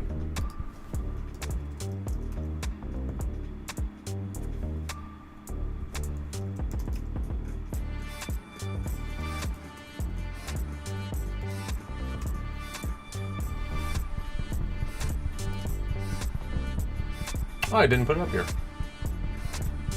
Interesting.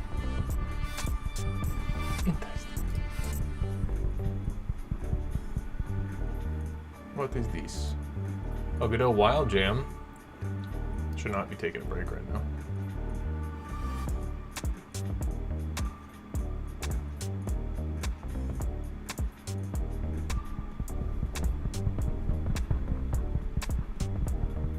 You posting that right now? Wow.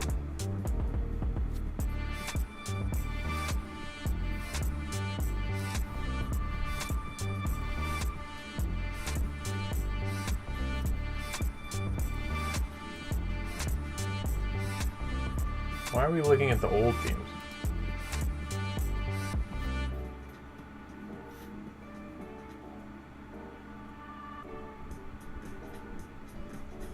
Theme and wildcard submissions are open for. Oh, you suggest theme.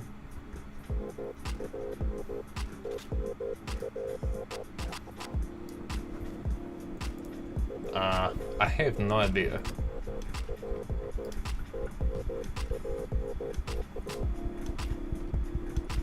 I feel like Black Hole was one.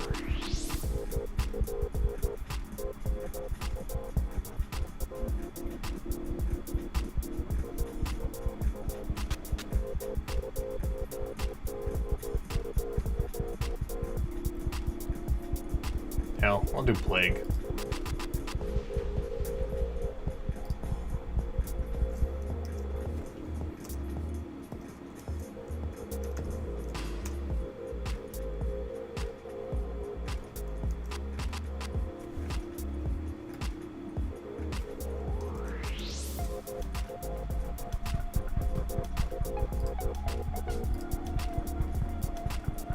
Oh yeah, I just did that live on stream so everyone got to see how big of an idiot I am. I can't use Discord. Oh baby, I'm gonna exit out of this. I can hear my computer screaming right now. Oh god, okay, there's some things we can quit. Yeah, I don't know. It's getting real hot up in here. Everything else I'm gonna keep open. Oh, I don't need Chrome open. Oh my god, I almost quit that. That would have been bad, friend. Because that is not the Chrome I'm using. That is the Chrome that this thing is using. Long story. Okay, anyway.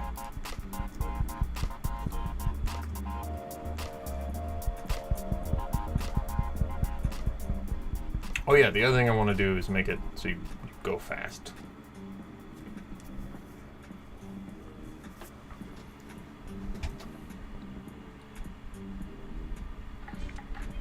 I think we could put the score label, I'm sorry, the multiplier label, and we could do center top. Nope.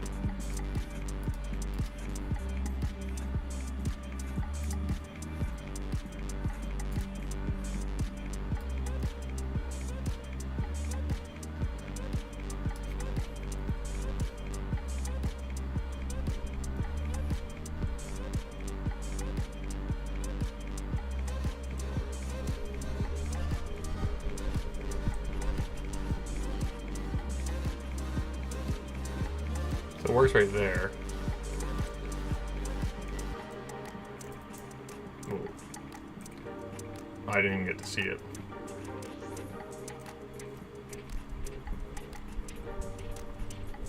Oh yeah, I do also, fuck. Well, I'm creating coins now, so I can't. Okay, don't tell anyone. But I'm going to add to the title screen, I want it to display your high score.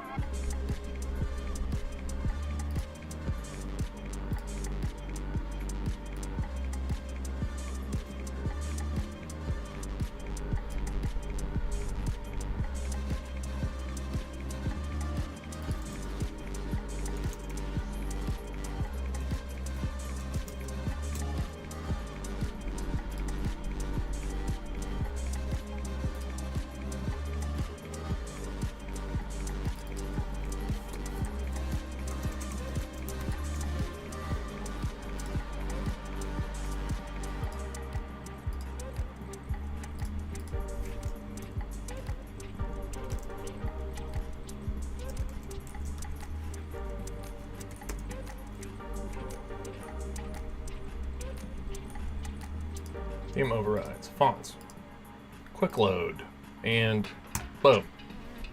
There you go. Now we got a score. I could leave it right there, actually. Putting it up top is not a bad deal, but I think it would be cool if it like was right here, just below the title.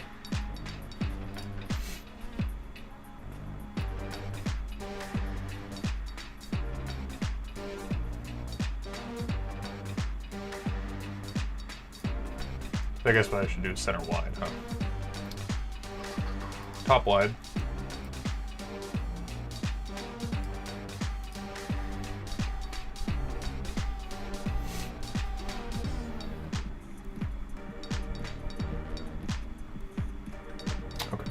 Anyway.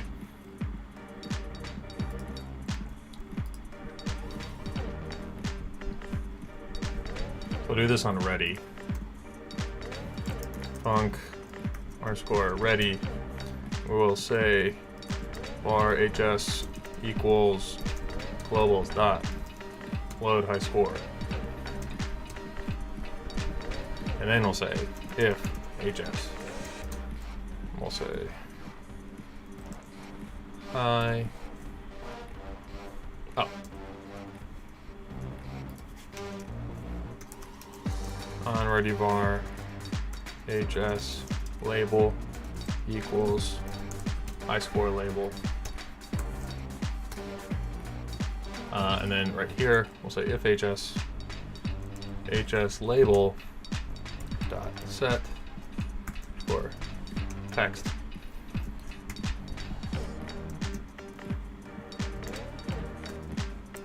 High score %s % hs.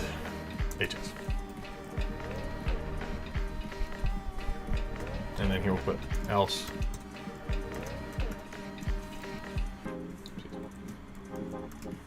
HS label. So if we don't have a high score, we'll just hide it. If it does, we'll set it.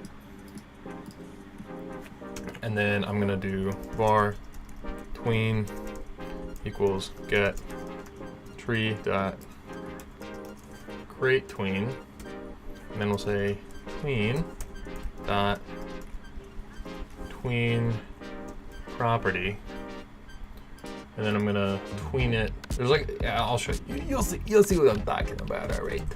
So we're gonna tween our HS label. We're going to tween the rect underscore position property.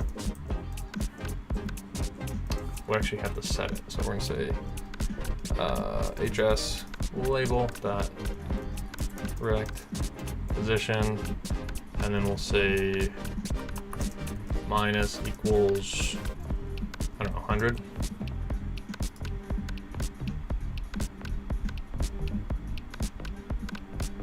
And then, you know, we'll just say this plus 100. I'm gonna split this over time. We'll do over 1 second. Okay. And we'll do set trans sign dot set ease.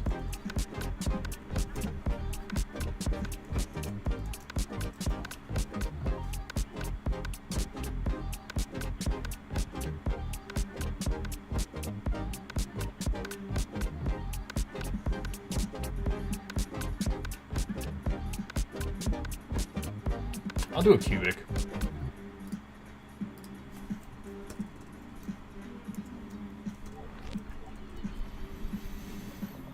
Okay, so this will tween it down from, but we also need a similarity. But now we're gonna set modulate. This is how you used to do it, at least, like that. Uh-oh. Is that my mouse, or is that my computer? That is the question.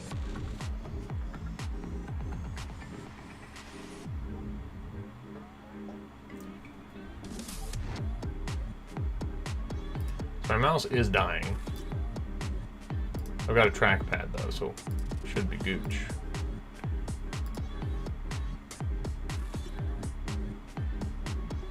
Yeah, let's go to my passwords real quick.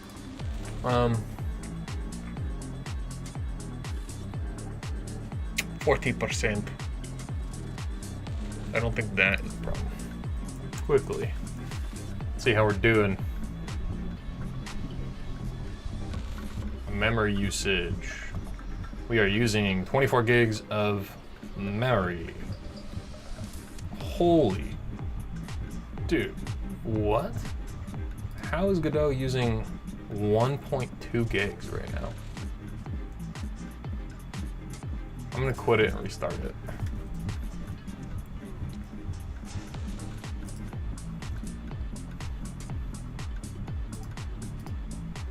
GPU's doing fine.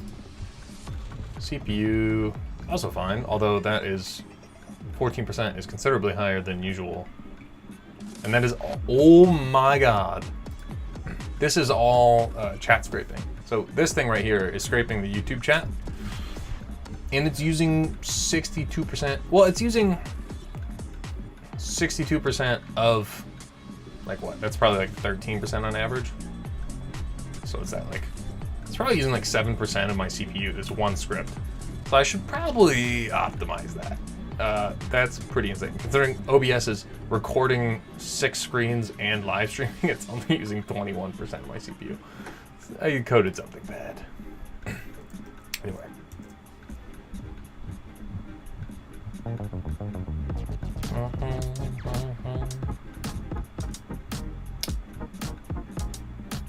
Uh-oh. What are we missing?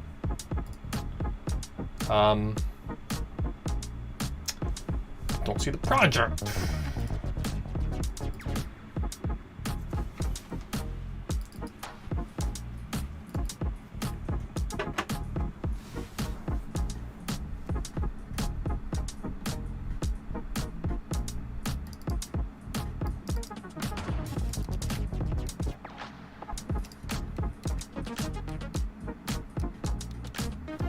Okay. Where was I? Oh yeah, I was very quickly adding a high score label here. Anyway, okay, so we're gonna modulate that A, and we're gonna just set that to 1, but in order to do that, we want to do it just label dot modulate dot A equals 0.0. So we're gonna tween it in.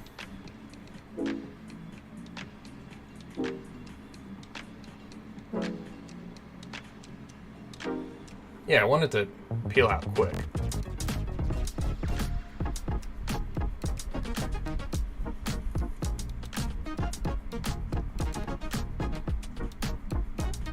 All right.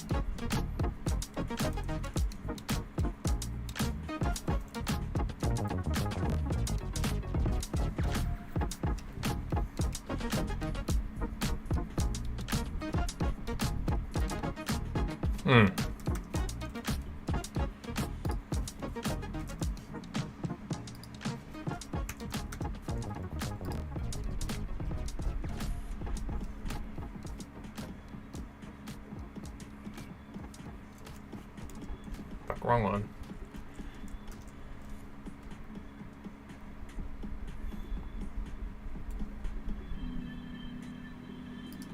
Should probably put a time. Why did I delete the time?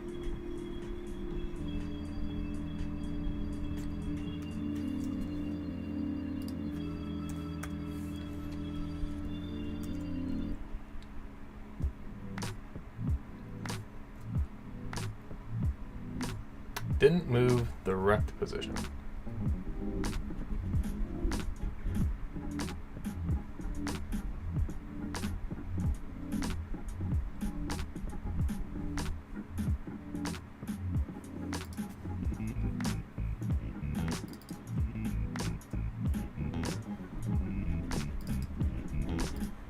So we should be able to do this.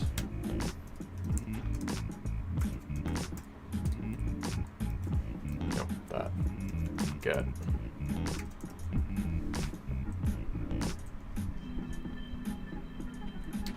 Why?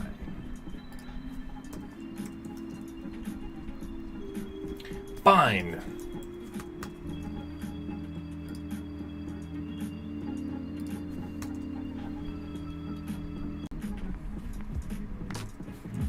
Requisition plus vector 2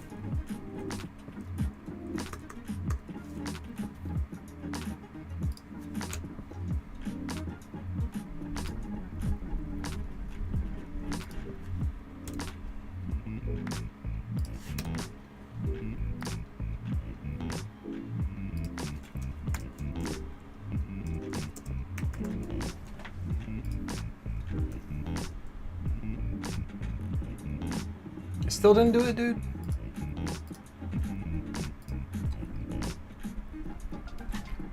Well, you can definitely ignore that. Why would I want that value? Is it like an error value? I gotta know now. Look at it, it's already almost 9. Yeah, it returns an error.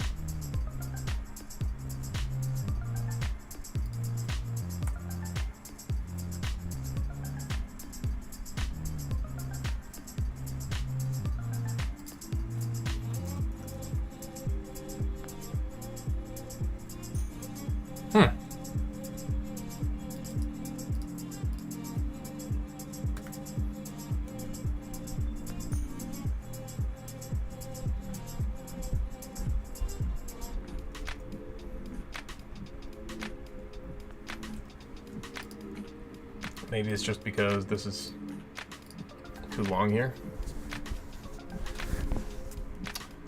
Set this to 0.5.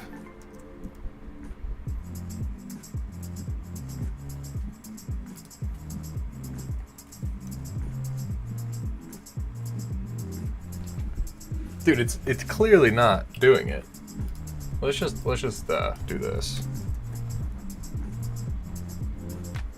That did it.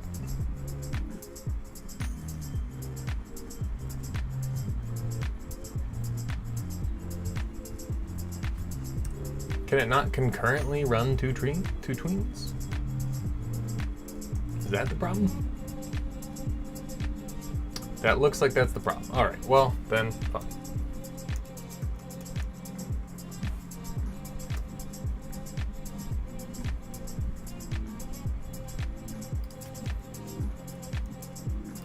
That's so weird, dude.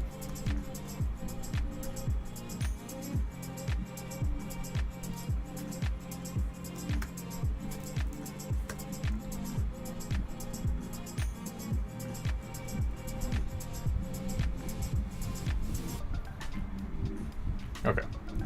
The other thing is project settings, run. I'm going to change this to title scene. So now if we run the game, it starts there. And we can try and beat a high score. Oh.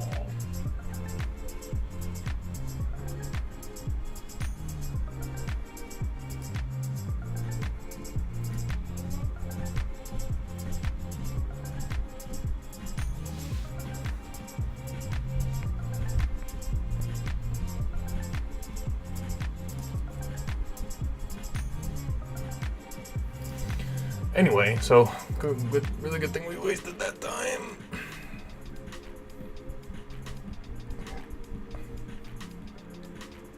Okay, so now what do we need to do?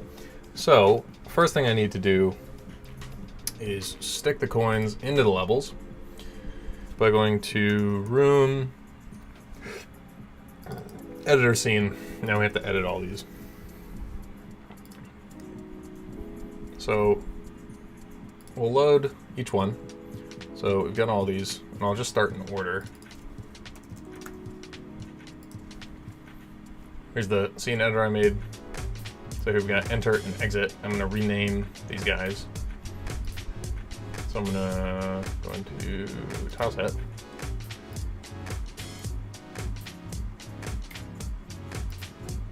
Select the tile, and we're gonna rename this collectible. A delectable collectible.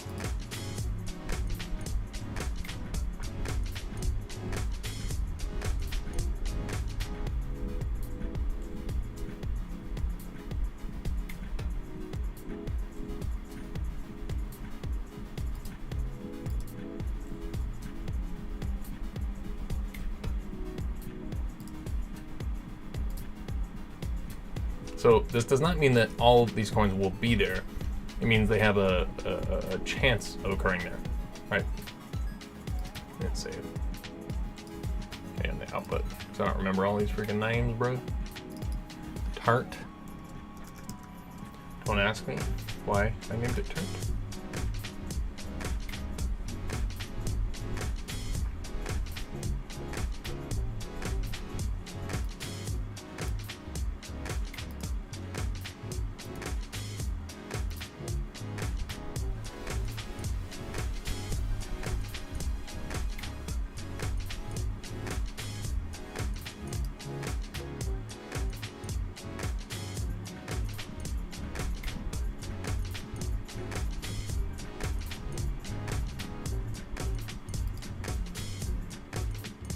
Okay.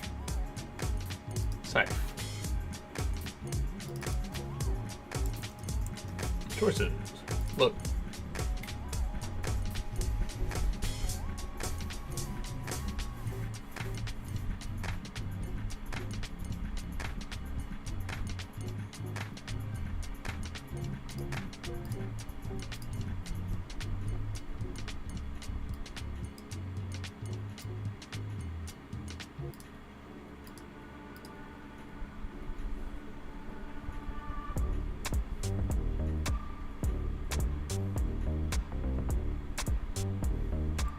Actually, this is supposed to be the easier one. So I'm not going to do that. This is supposed to be the easy side if you make that choice. This is supposed to be the hard one.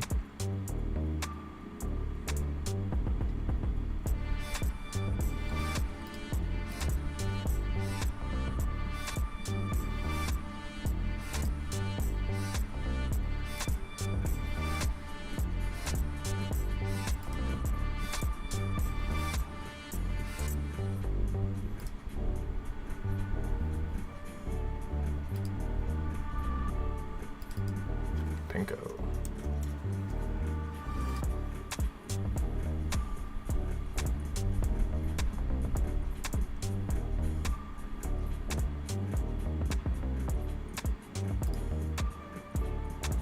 I don't want to give too many abilities to get coins on Pinko. It's a pretty easy one.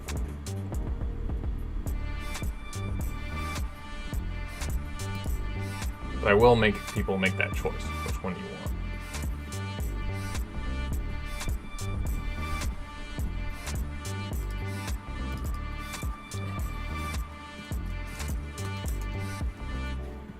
Three turns.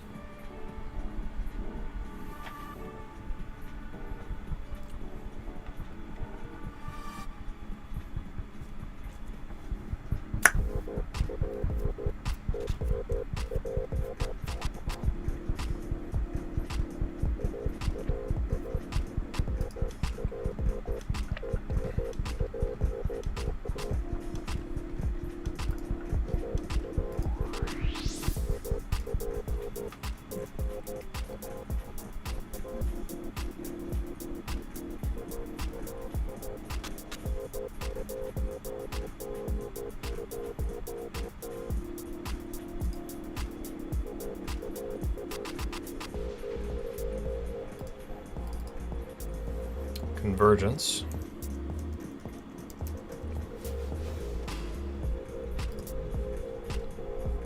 I could easily save over one of these on accident. There's no getting it back. Like, I made this save load system. No safeguards in place. No, as you can see.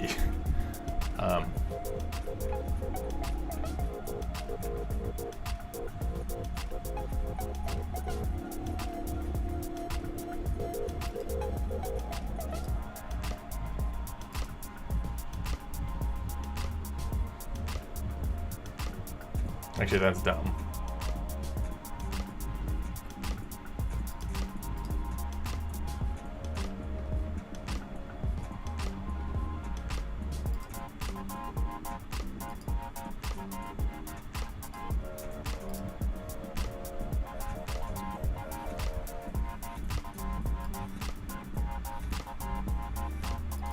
Two doors.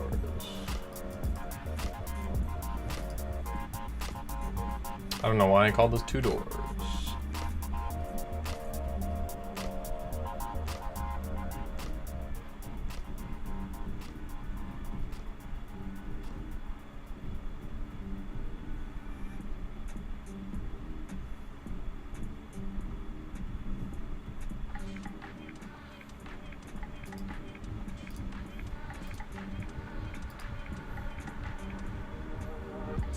don't know, man. I just don't feel like this one deserves that many coins.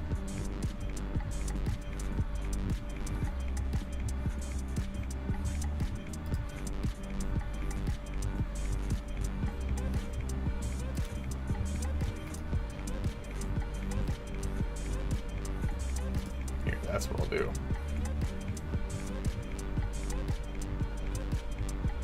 I guess I'll put a freebie in here. And then the final one. Load trick. Obviously, you get nothing for going down here. You go down this one. I want to reward you.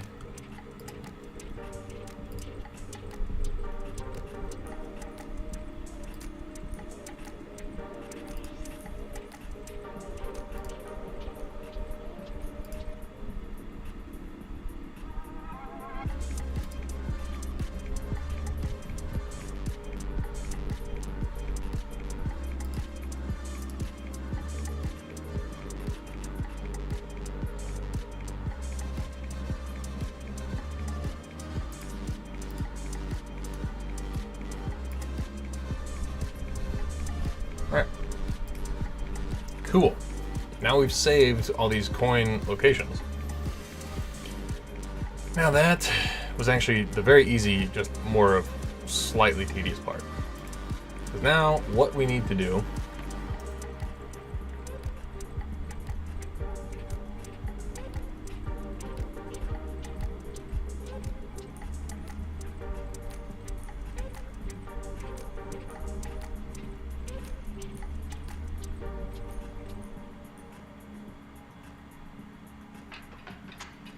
concurrent viewers 0.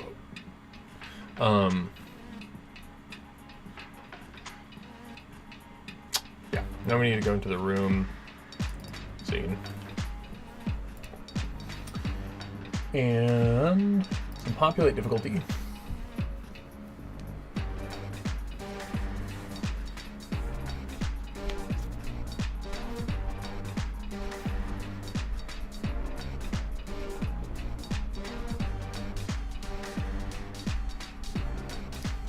So this is setting all the normal cells.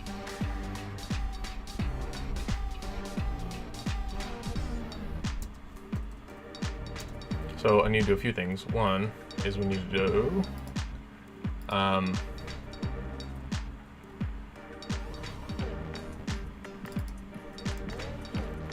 this can be a constant.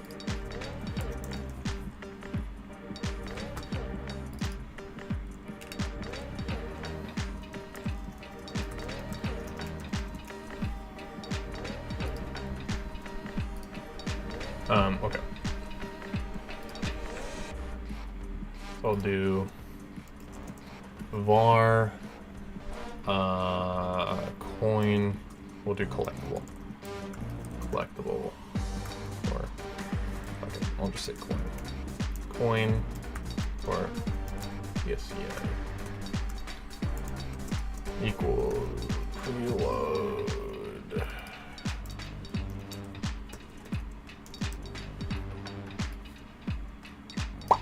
Okay, there's that.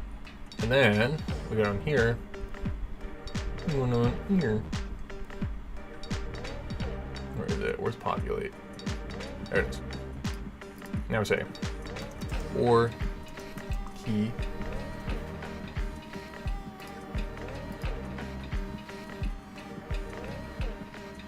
what the hell threw that?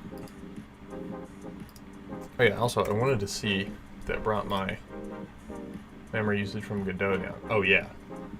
So point taken. Close Godot every once in a while because that was freaking wild, dude. Okay.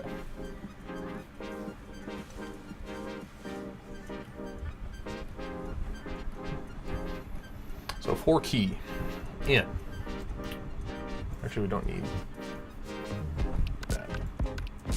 We do for coin cell in dict dot get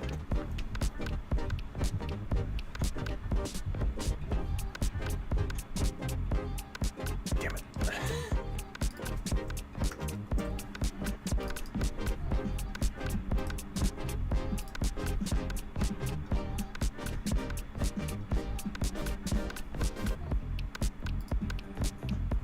Do I not have it in here either? I do. Enter, which is now collectible. Get yourself by ID. So 5. Could have just done that. Get 5. Coin cell, and that's what we're going to do. So this gives us the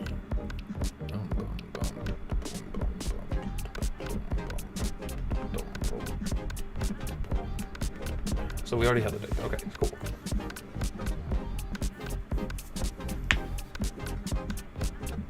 So we just need to now set the coin and create the scene. So we'll say var coin equals coin scene dot instance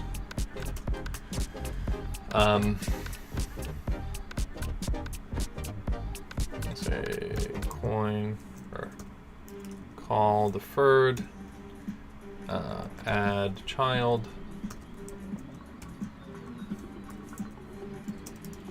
coin. Is it like blowing hot air on me? I've just never heard my fan go this hard. Okay. Call deferred, add child, coin. Beautiful. But of course we have to set the coin global position. So coin dot global position. Or no, just position.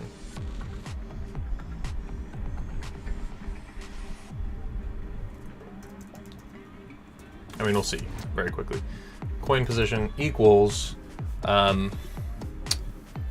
so the cell is not giving us true coordinates, it's giving us cell coordinates. Oh, but we can do map to world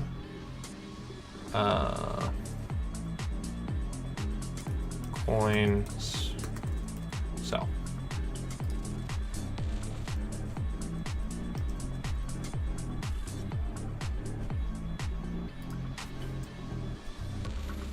There they are, our beautiful coins. Now, the other thing that I want to do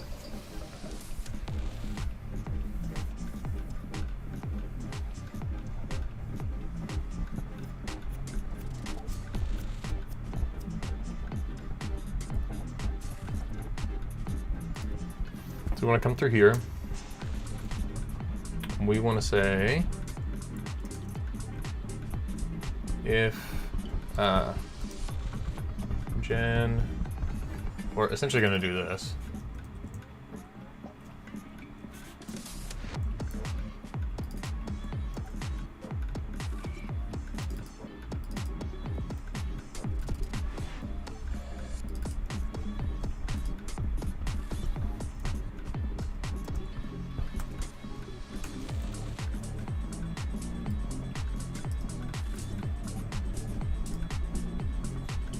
Yeah.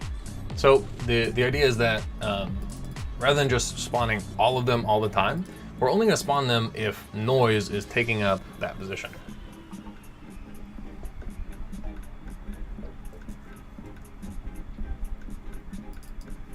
I also definitely want to go to the coin scene and make it a little less freaking massive now that I see it.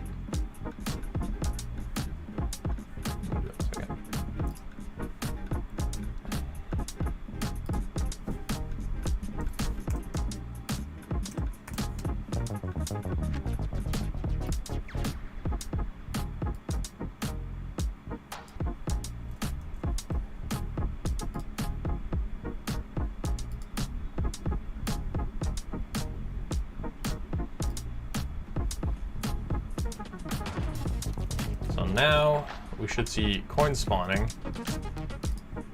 but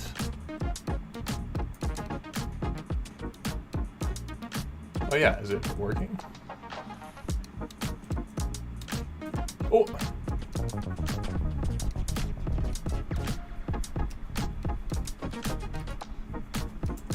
Shit.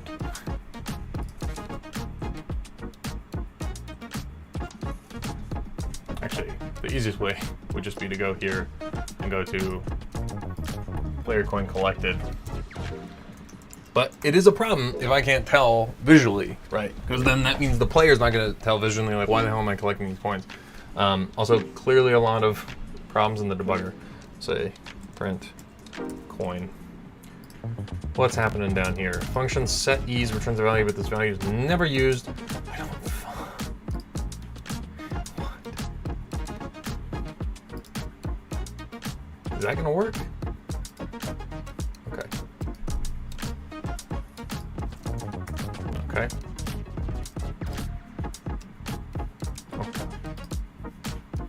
Okay. Start target object free before starting aborting tweener.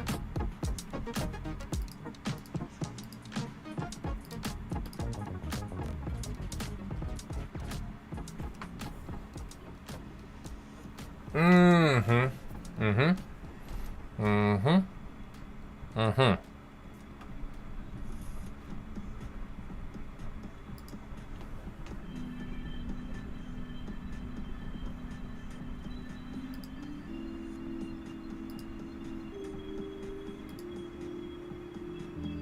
Okay, these are just the same. Nothing in the debugger.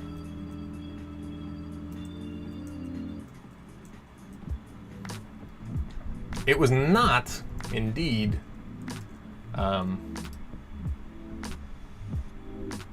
printing coin. So that means we got to go to player here. Print coin.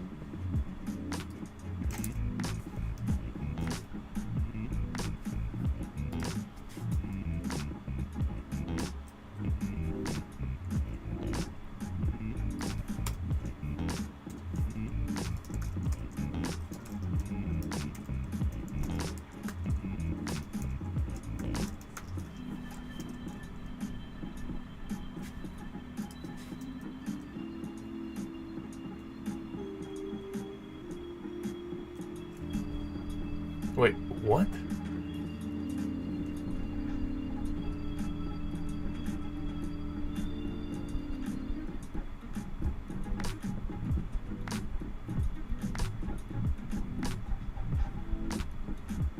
I think I know why.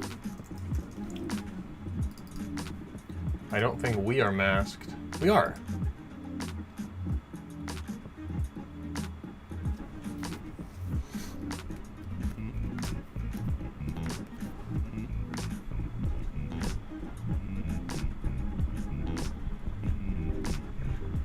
We're maxed with collectibles. The coin masked with player and is on. Also, this is working.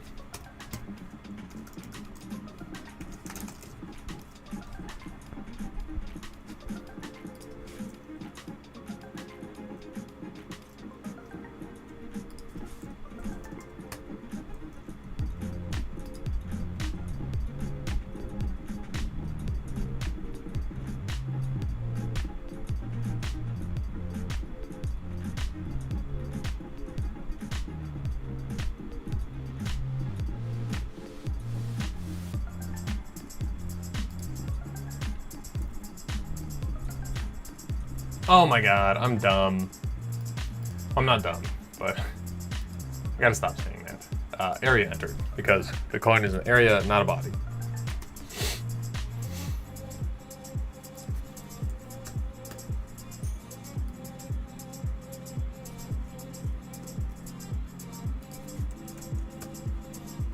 Match area dot collision layer.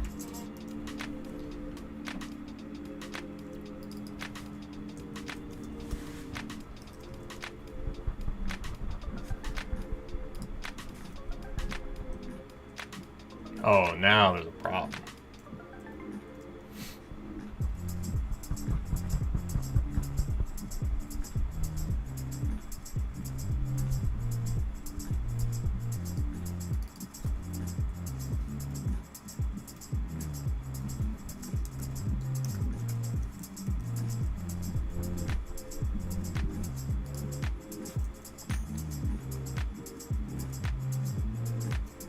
$16.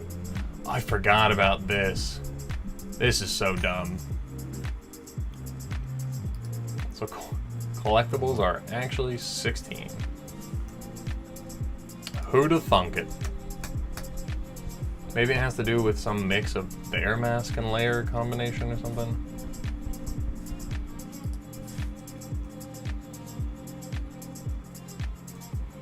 There we go. Okay.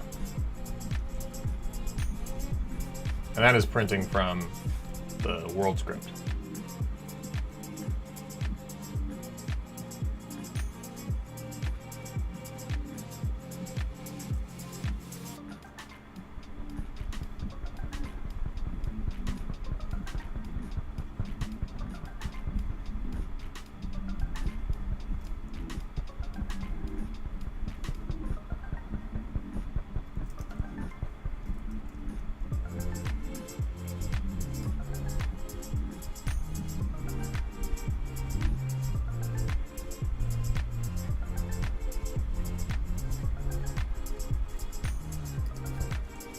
Yeah. I mean, hey, we created coins. I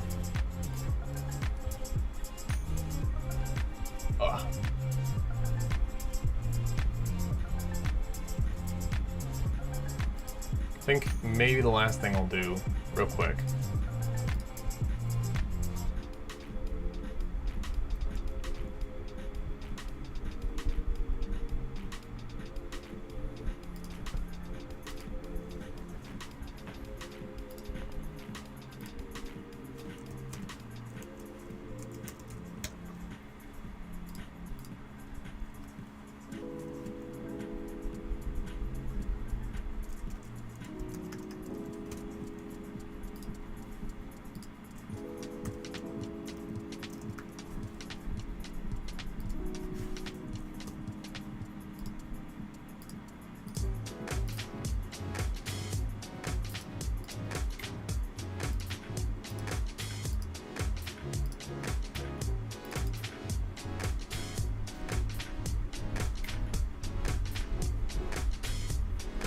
Okay.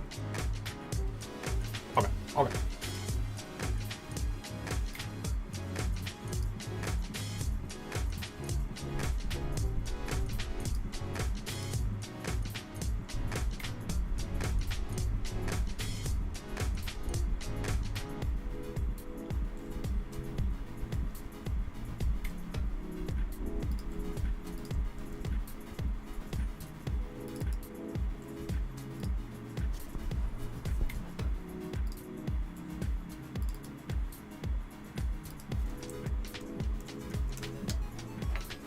All right, and then add a quick script to this.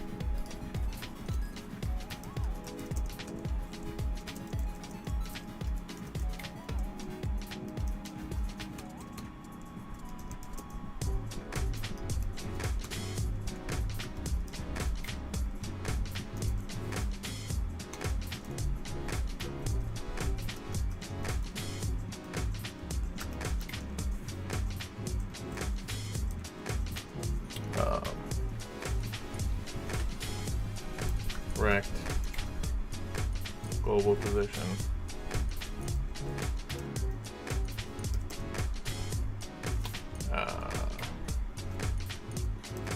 No. Rect global position plus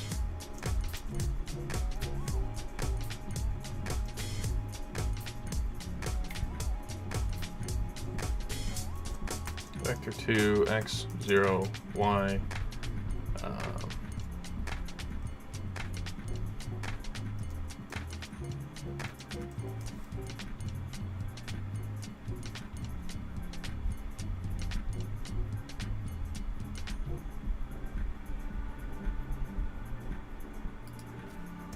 should be minus duration 0.5 seconds.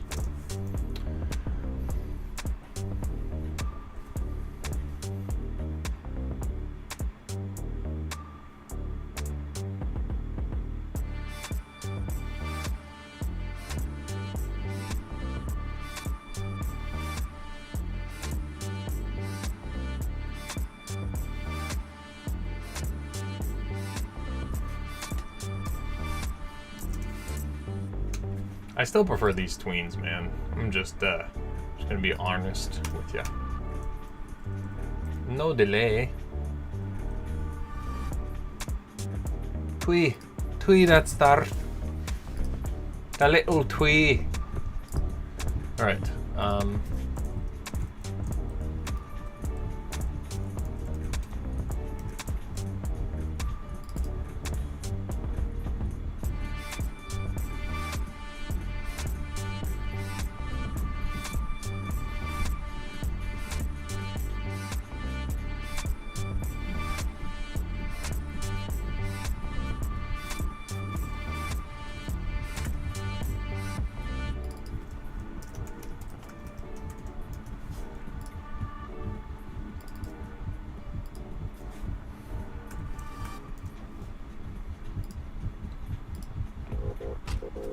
And here I'm going to add a delay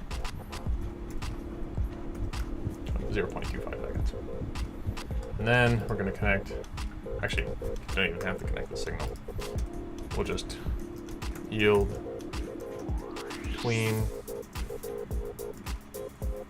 all completed, and then we will be free.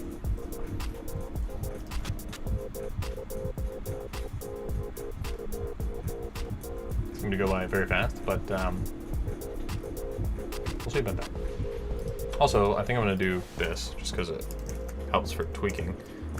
Time equals 0.5, and then we can put time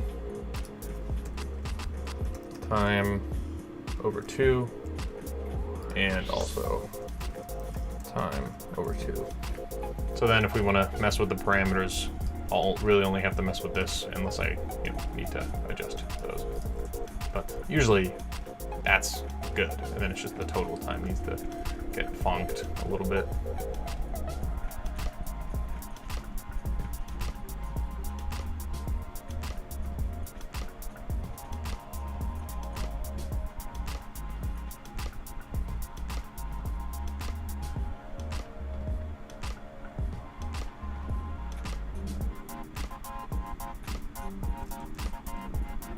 All right, and then the point of that is then we go in coin, label, and then we go var death label equals preload u, and then this is what I'm talking about.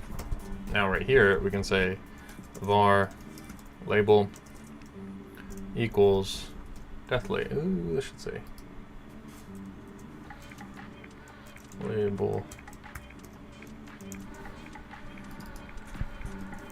label scene dot instance, and we'll say label dot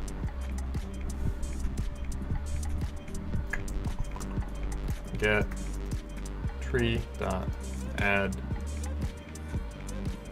dot root dot add child label. We say label dot correct global position equals global position. Label.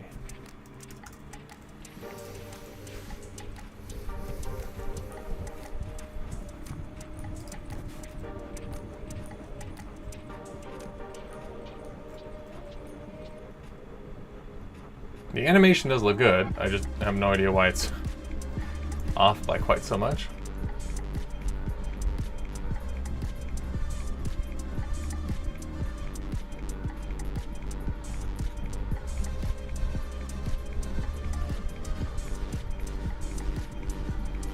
Let's try doing this just spawning it and see if the problem is the spawn. Okay, so this problem is not really the spawn.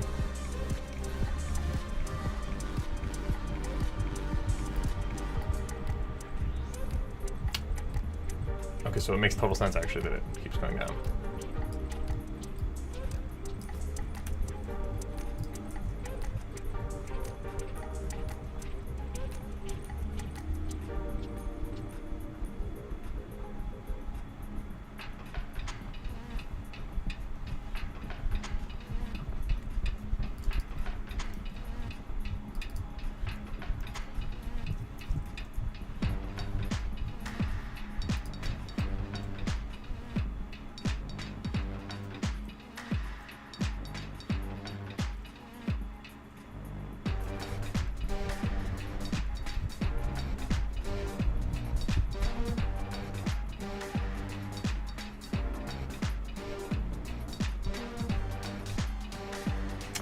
Why is that happening?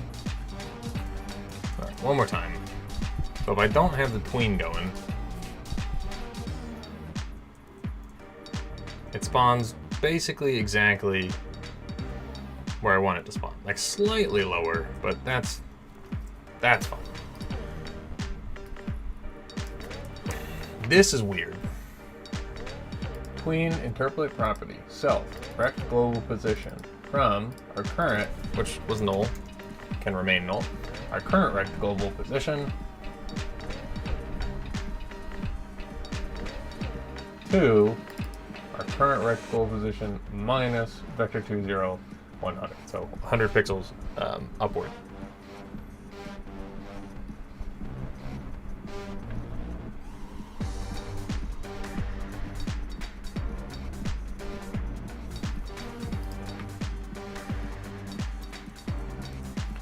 This will probably give me an error. Let's just see.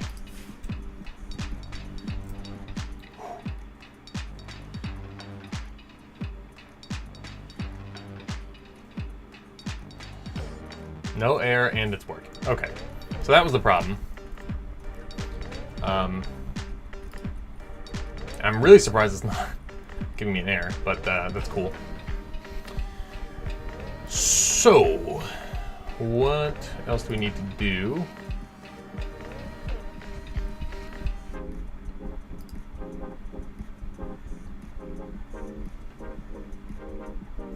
I would like to make these appear above the player, but I don't really see how to do that unless I add a canvas layer, which I don't know how great that is to be just spawning canvas layers like that.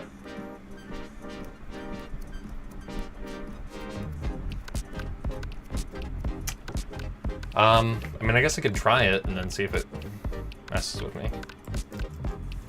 It's just so annoying to me that you can't, mixing root. Should be all we have to do, I think.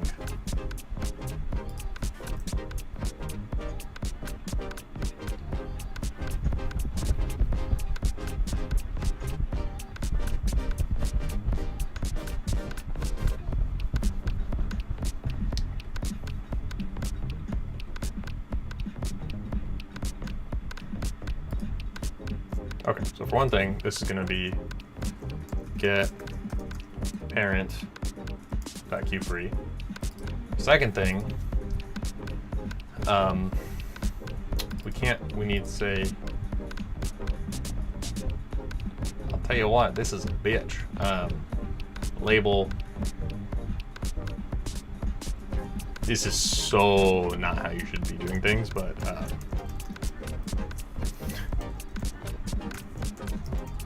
this is so easily broken. But we'll see.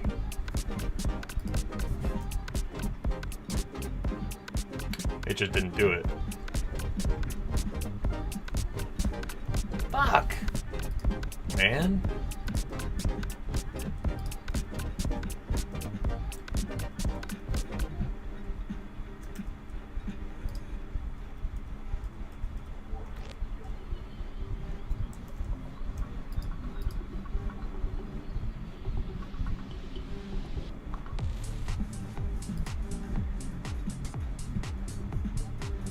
Why didn't that work?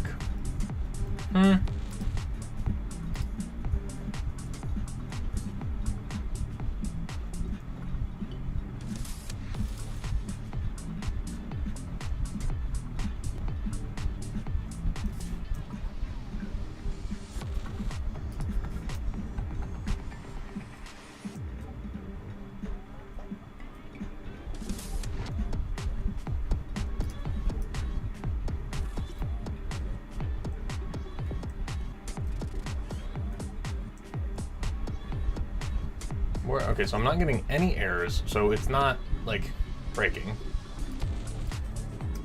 Let's print die there, and then coin. I also want to print approximate global position.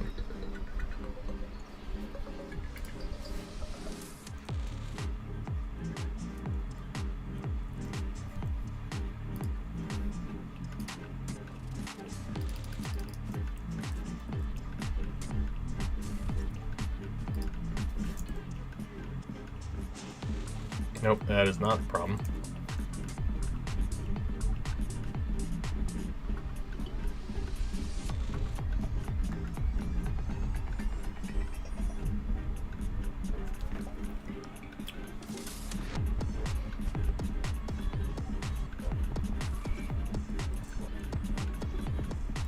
And it seems right, like...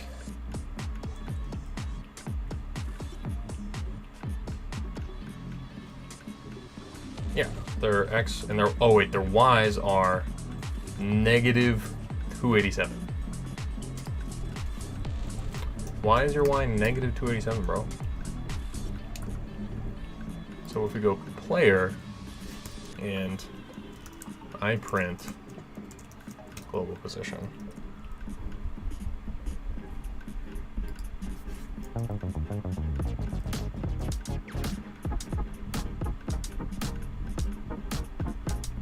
Oh, that's actually correct.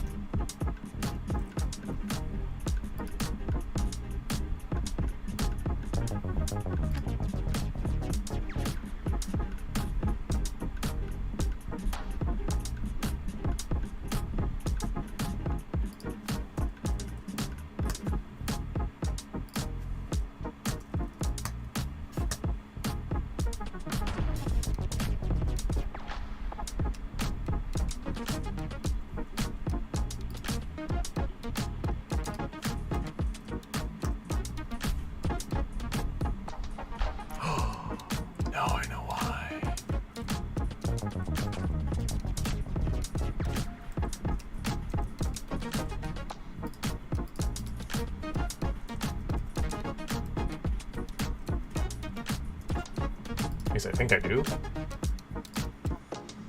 Oh.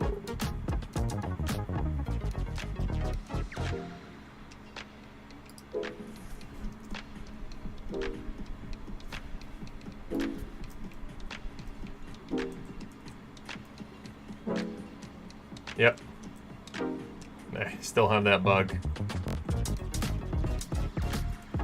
So this is like this weird bug where follow viewport, if enabled, so it follows the viewport by default, but then if you enable follow viewport, then it stops following the viewport. I don't know. I can't believe they haven't fixed that. I actually opened an issue about that like almost a year and a half ago, because that I like could not figure out what the hell was going on. But hey, good news. We are now done with coins. Now it is time to do some art. Oh god. This game is just not going to be as good as I wanted it to be, but that's, you know, that's the nature of a game jam. We'll see.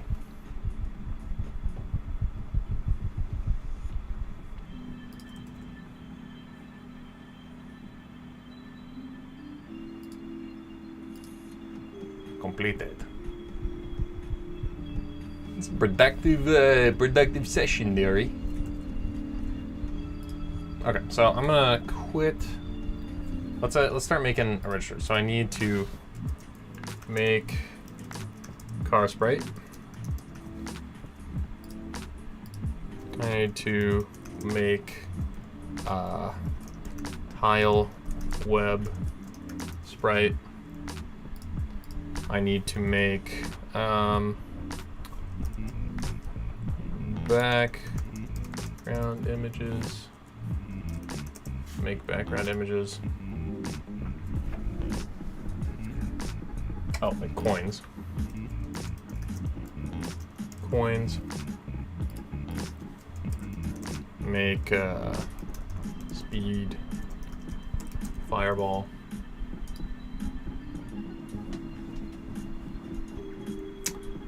And I'm sure there's more, but that's enough for right now.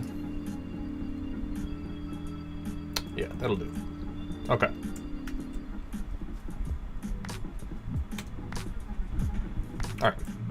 we're gonna open up my good friend Affinity Designer. Oh, I'm glad some people showed up for probably the most boring part. And we will start with making our character sprite. Okay. I still think that's just so cool that works. This like weird little program I made in Godot now like keeps track of all this stuff. All right, so the character sprite. He needs to be like 64 by 64, so I'll make it 128 by 128, and then we can shrink it in game. So obviously the point of this is he's going to be an ant. Cute little cartoon ant. Actually, I'm actually going to use Dolly. I do all the art myself, but I do think it's nice to get some inspiration from some of the AIs.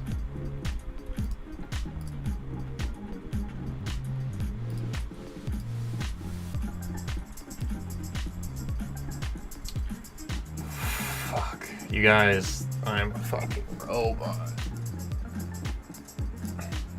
It's a broat.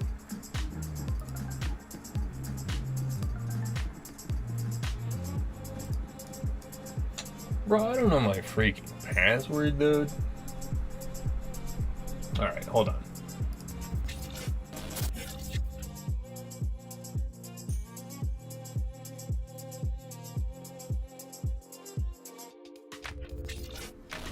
Alright, we're back. Okay, so 2D cute vector art of black ant.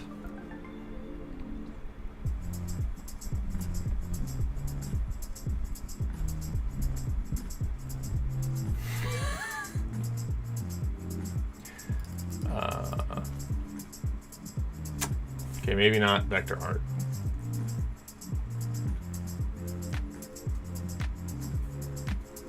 Video game art of black ant. Yeah.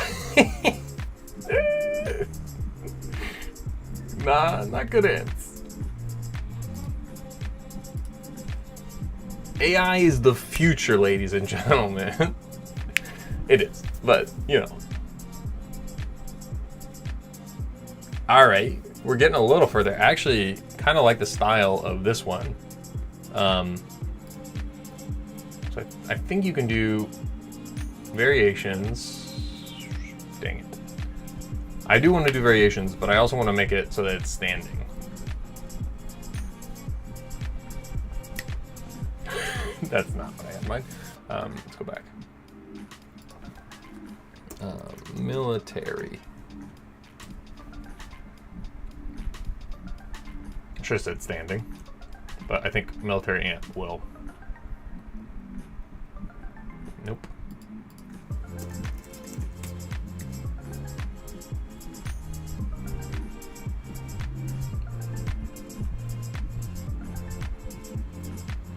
I'll tell you what, that's not what I'm looking for, but those are pretty cool, man.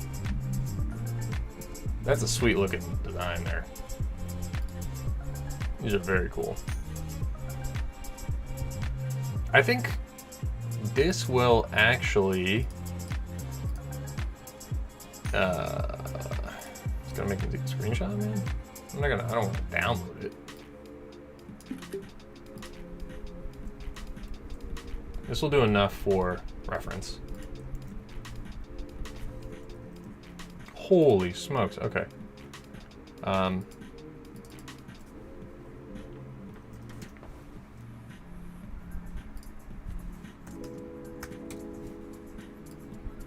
Okay. Let's run this one more time. I'm not trying to like get art from this. I'm just trying to get like a base, and I don't think it's gonna be happening. I actually think I might like this guy a little better. Anyway, they're saved. We'll do one more. I was just like someone dicing. I actually did think crayon was better.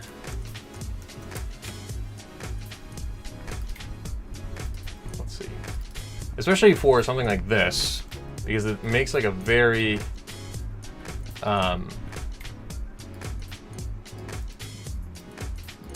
abstract thing, and so you really do have to use your imagination to kind of figure out what the hell you're looking at.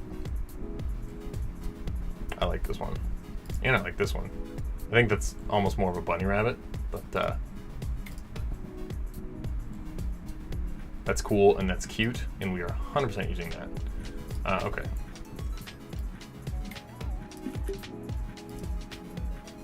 That's a sick ant, man. An ant man. Whoa there, buddy.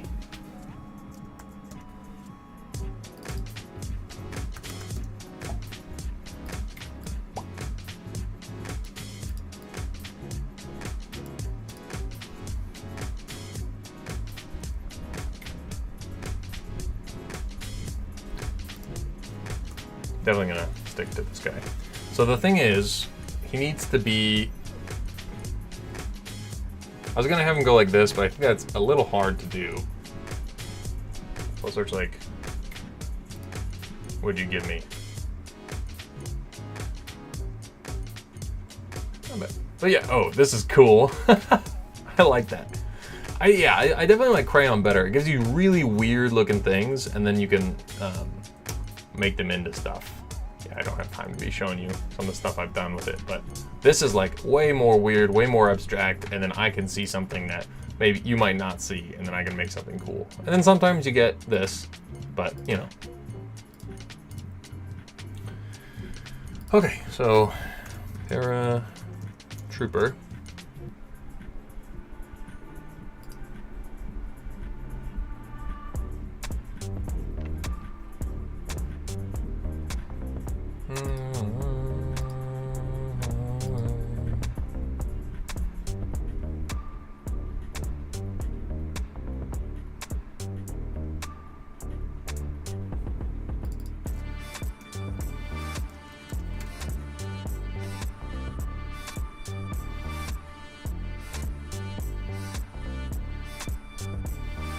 I do want something like this, but like facing me.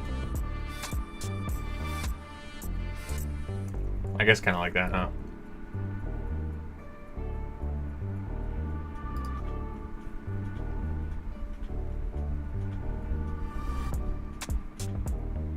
I actually really like that. Like, I really like this guy. But I'm not gonna like copy it exactly, even though I really want to.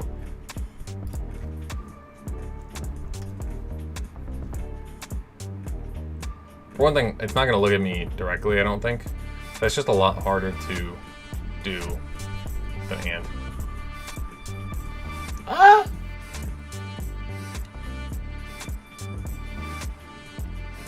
Oh, you know what? Let's yoink it. I'm gonna yoink it directly. We'll see what happens.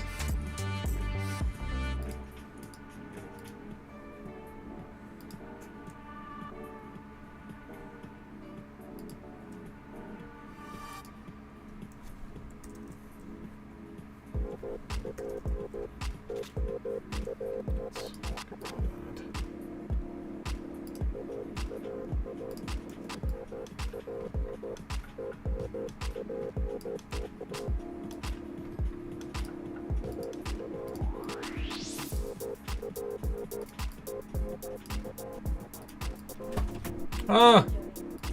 Huh? Can you take Beanie out? I can take her out. Thank you.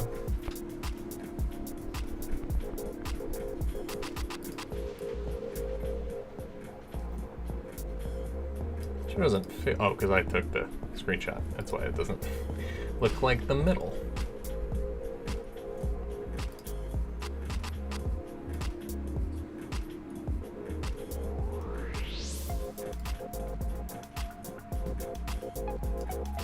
Okay.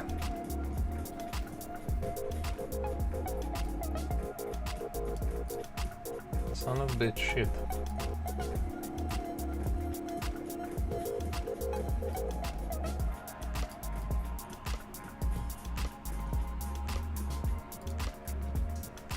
I'm gonna make that curve and then put that there, a little bit like that. bit like that.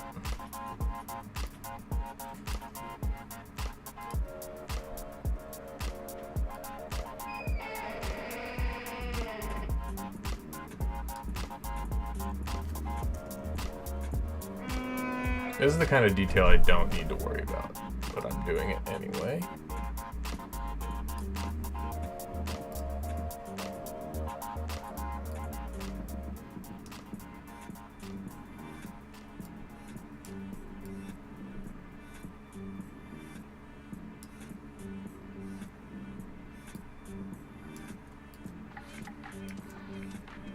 Yeah, just gotta make sure that that is down like that.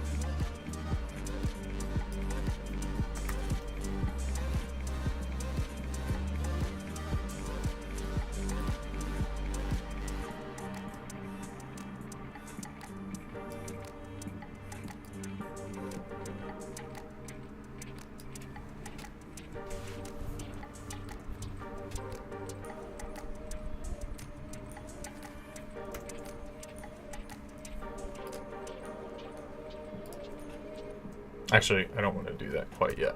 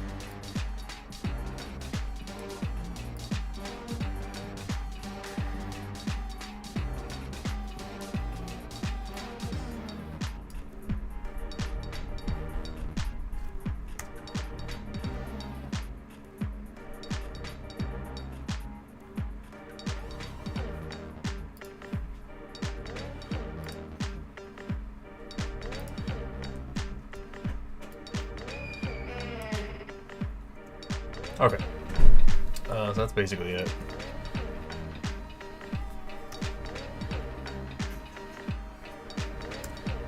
And then just this.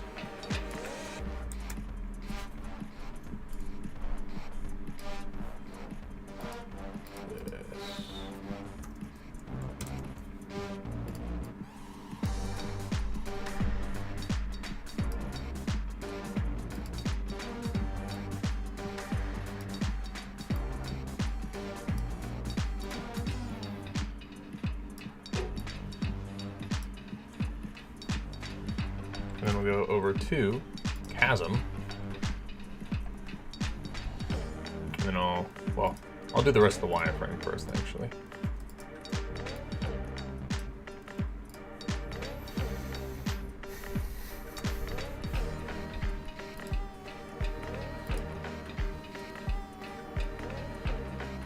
Here, I'm just going to do this all in one go because it looks easy enough.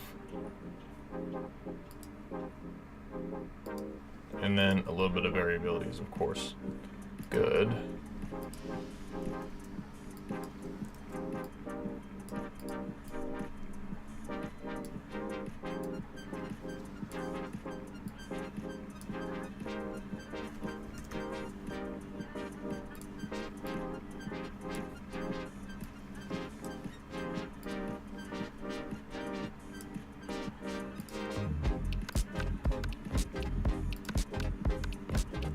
Whatever, that's fine.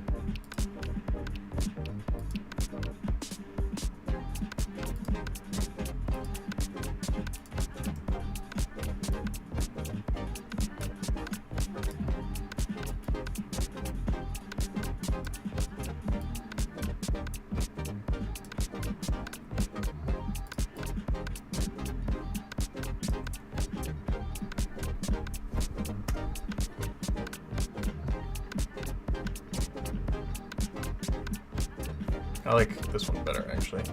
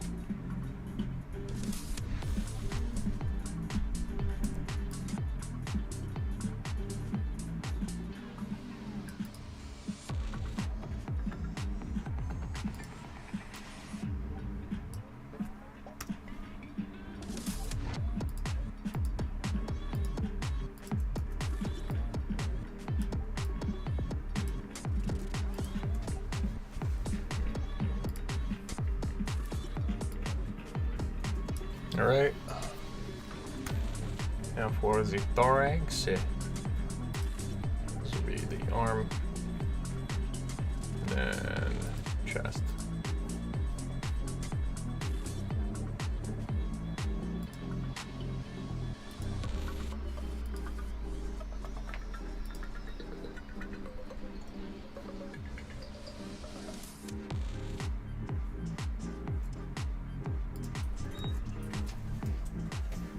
Hey, Joni. Okay, let's turn that off right now. Just gonna edit the wireframes a little better.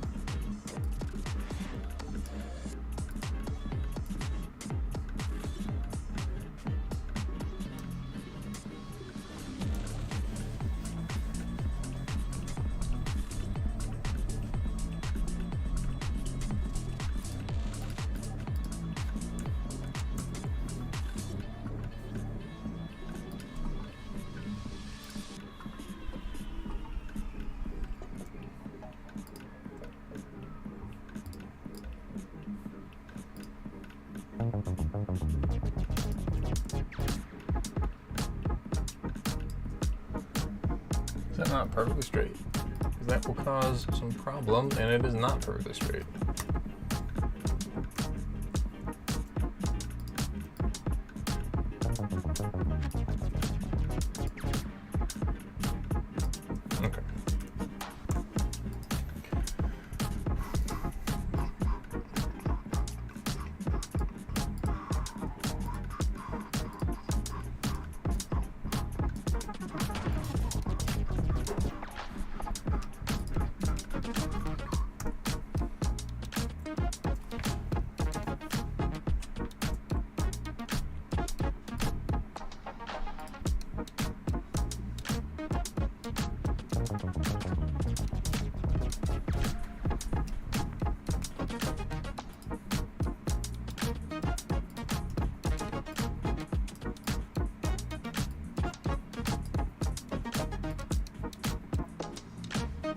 edges look like so badass, man.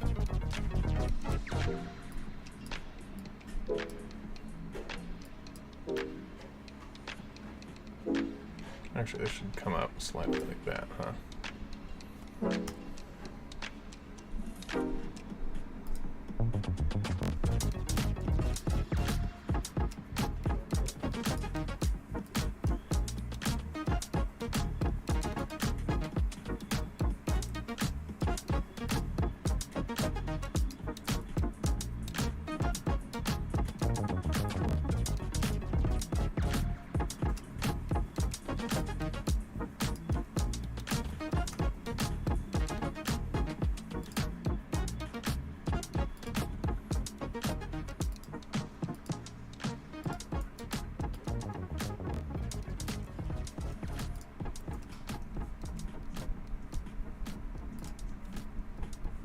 You're wondering, hello, you think of the Johns? Just taking my little baby.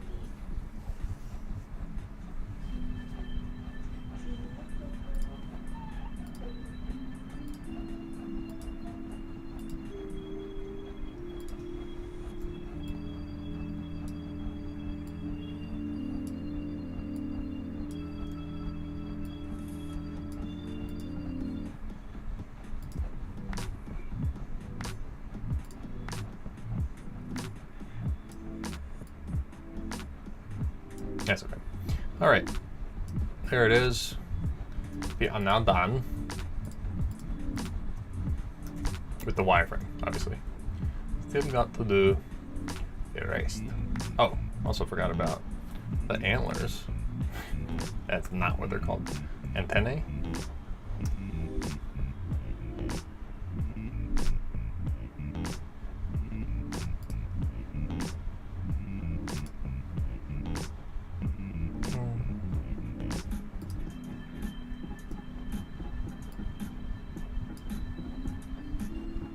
Actually, I'll keep them all as one.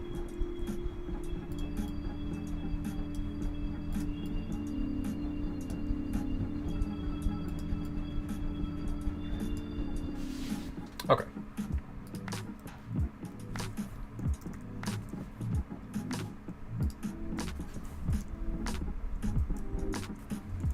So here's our ant. Go ahead and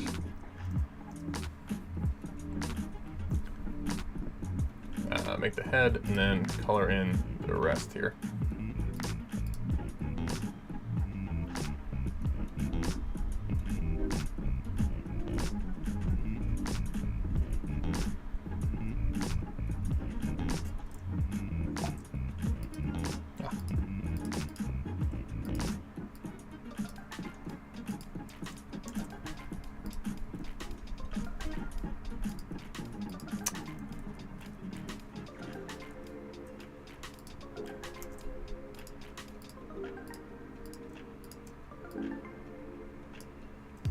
Okay, cool. Now I want to take all of these, do that, transform, flip horizontal, bring, adjust, intersect. Okay. These two don't need to be merged. These two obviously need to be merged.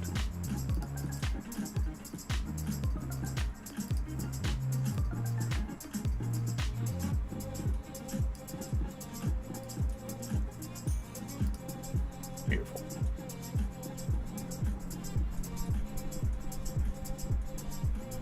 And then the eyebrows, these need to be merged as well, but they are going to present a small problem.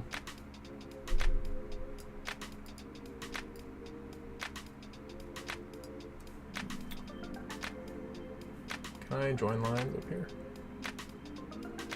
Smooth curve. So you break a curve. Oh, close curve. No, that's not kosher. Actually, thinks we could potentially select this one, this one, this one. Oh my god, I don't know. You know what? What I do know is that it'd be very, very easy to do this. Bum, bum, and then just get relatively close. It doesn't even matter.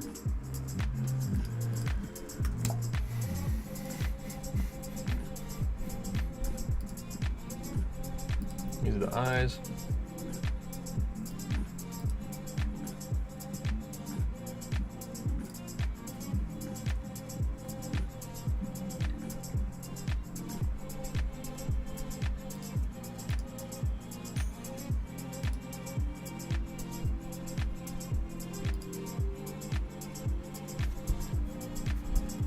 All right, cool.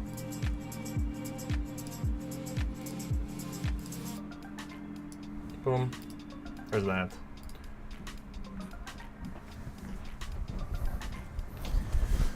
Oh, God. Ooh, I have water.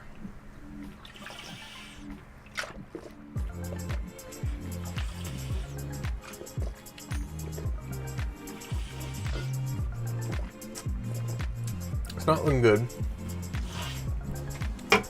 It's 10 p.m.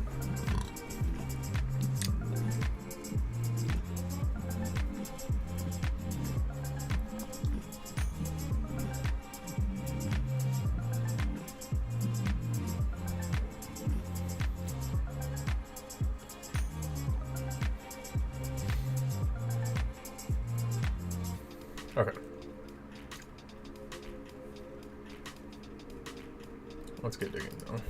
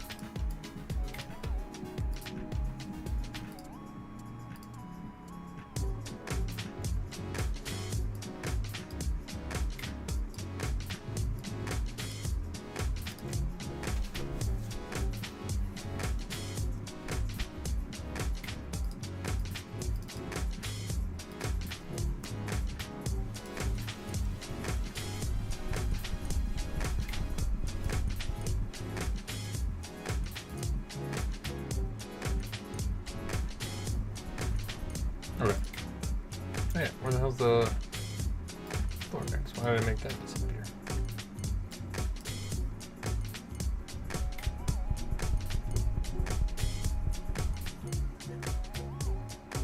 Alright, pretty cool, pretty cool.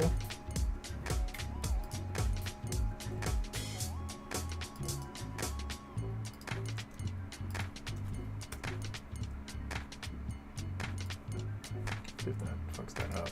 Yeah. Yep. Okay. Noted. Not doing that.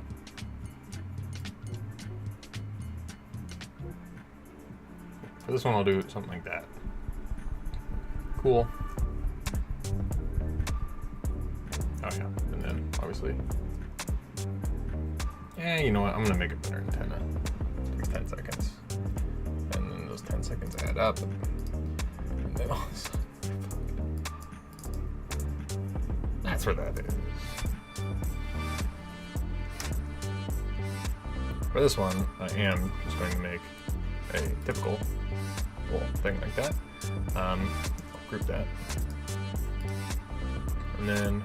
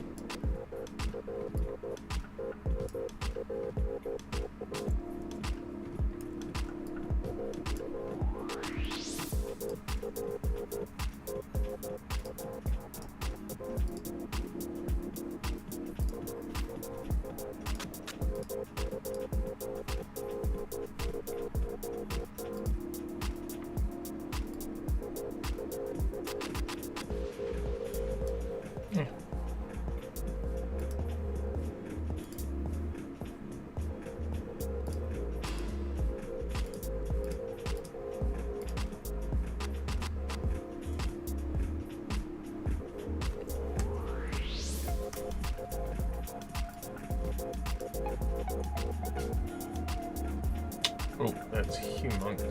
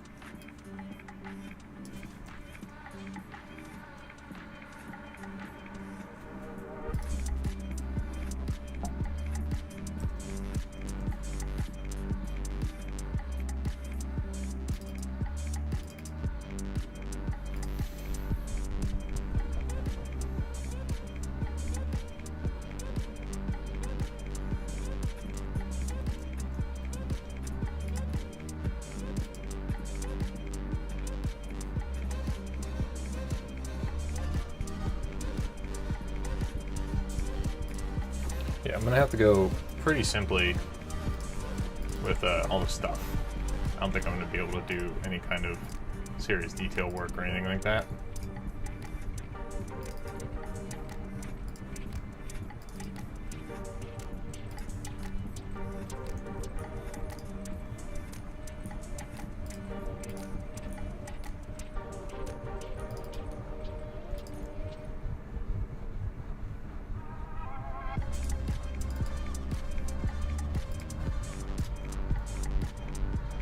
All right, that'll do.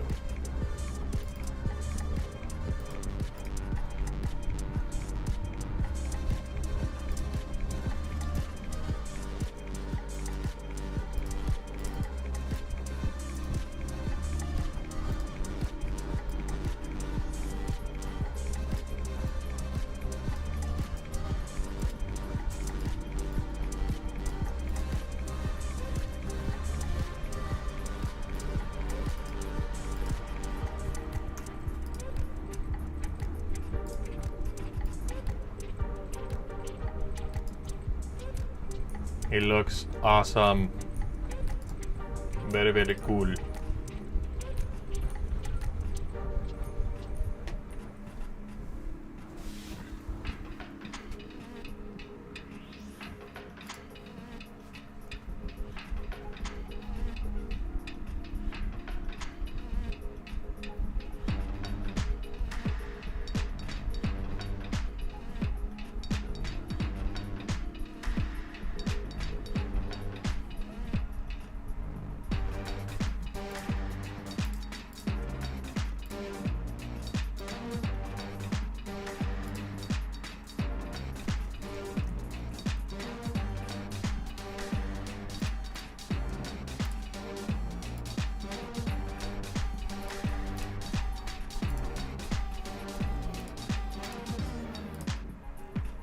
I like that they're like bright pink like that.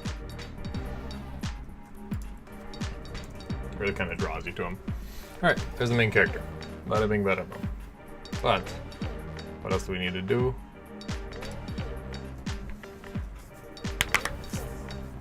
So I can either make him going like this, and then I can just rotate him, which might be the move, honestly, for right now. And I could do that all in Godot by breaking him up into body parts, or I could just I'll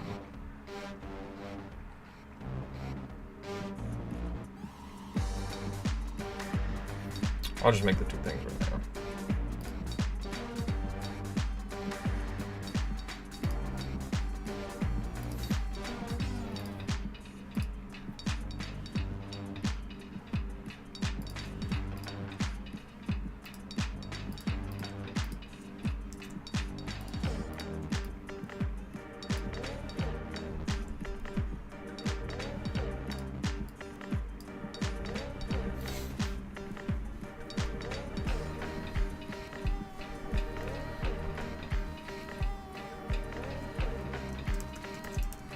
Ant-Man. Okay. Copy that group. Take it with that one. Beautiful. Okay, and then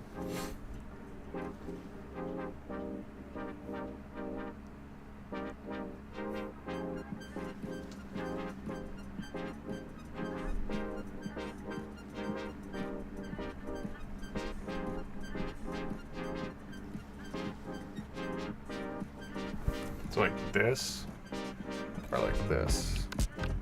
I think that's kind of cooler.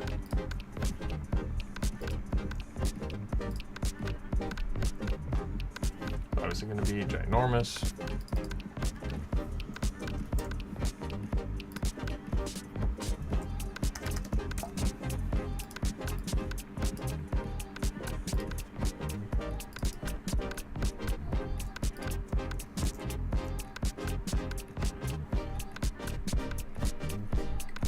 Now, I could like redraw things, but that's not the point. The point is I want to get something very simple. It looks good and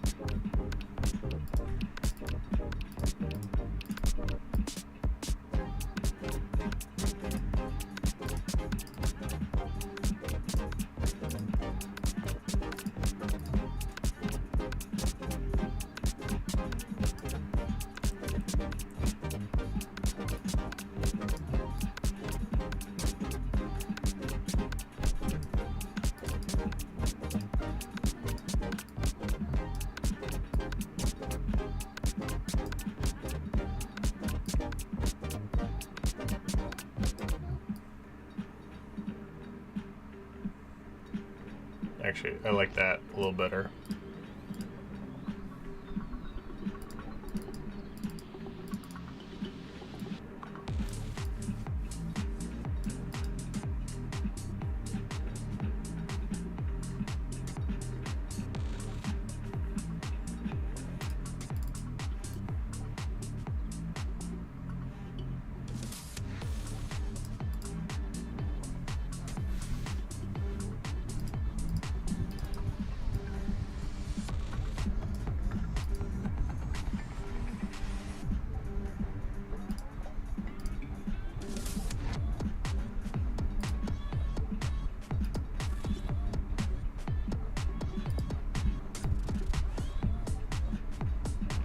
Yeah, I don't think there's any way to really show these.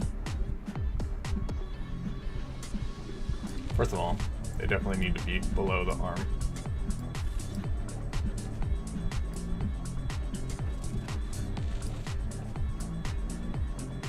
God damn it, dude. It's so annoying. Okay.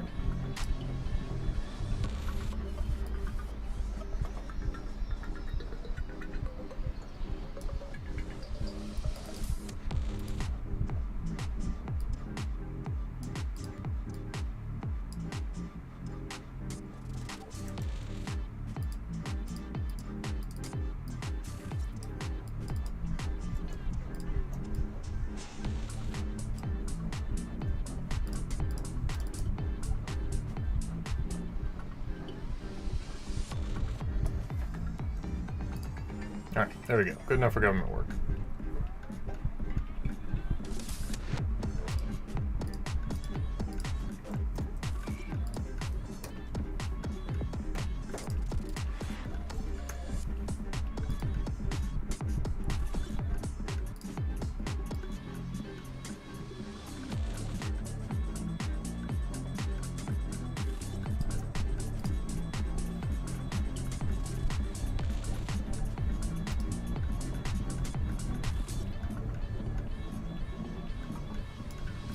If I have time, then I might do animations, because it'd be pretty cool to like have his antennas like go and go up and down, his arms going like that and stuff, but totally not necessary. All right, and then I'm gonna go ahead and save, export.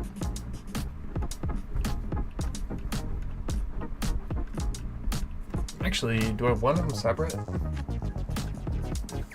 I think I want them all on one sprite sheet. Okay.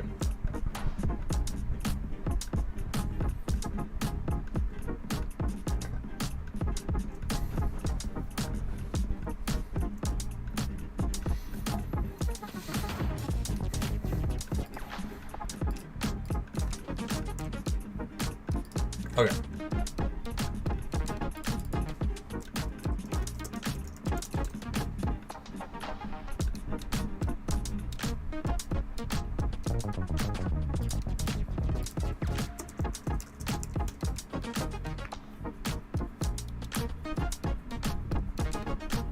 Is that? No, no, I thought that was the guy from. I don't even remember. No, that's gonna drive me crazy.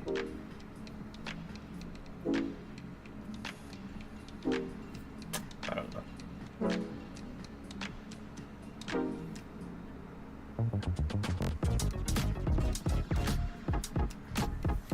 I mean,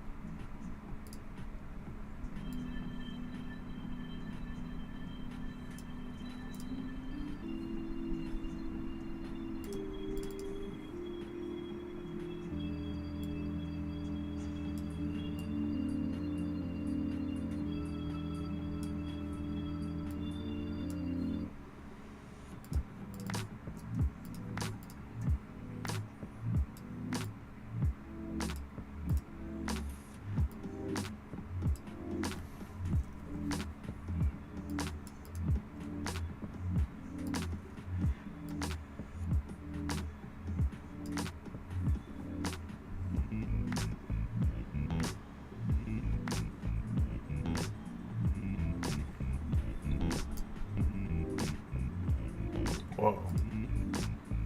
Oh, that's okay. Nice. It's good. get off that. Don't want to get demonetized. This is not helping me not get demonetized. Doesn't matter. I figured it out. I got it. This needs to go. Well, actually, I'm just going to redraw the foot for this one. Keep it about the same. But it's really just going to be kind of an oval shape. And then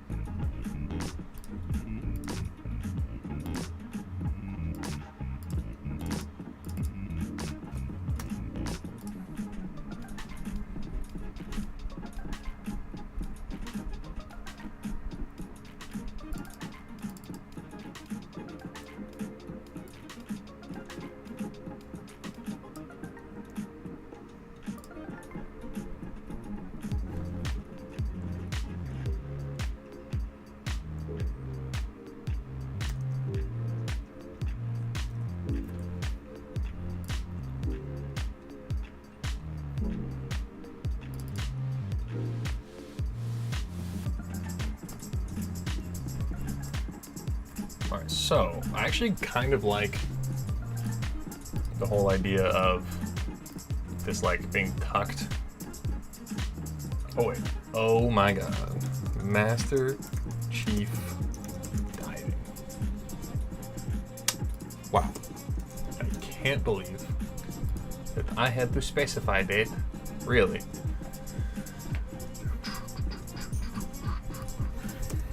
Halo 2?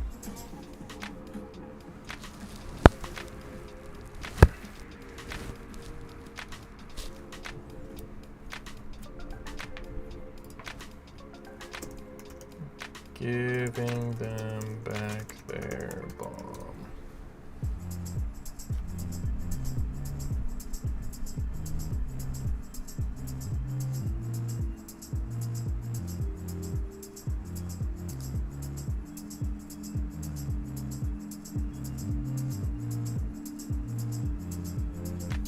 Whatever.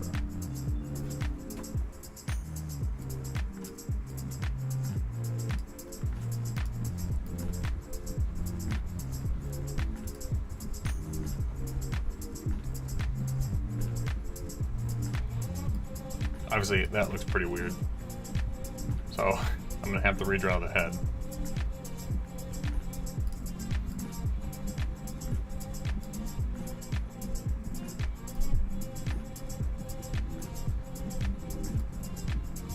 Which sucks. Okay.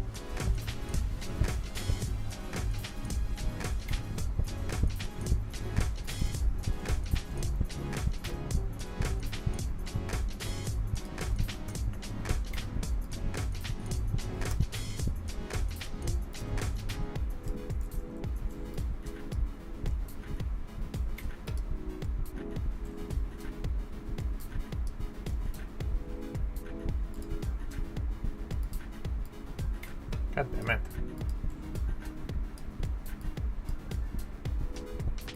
Or we can actually just get rid of that and then do that.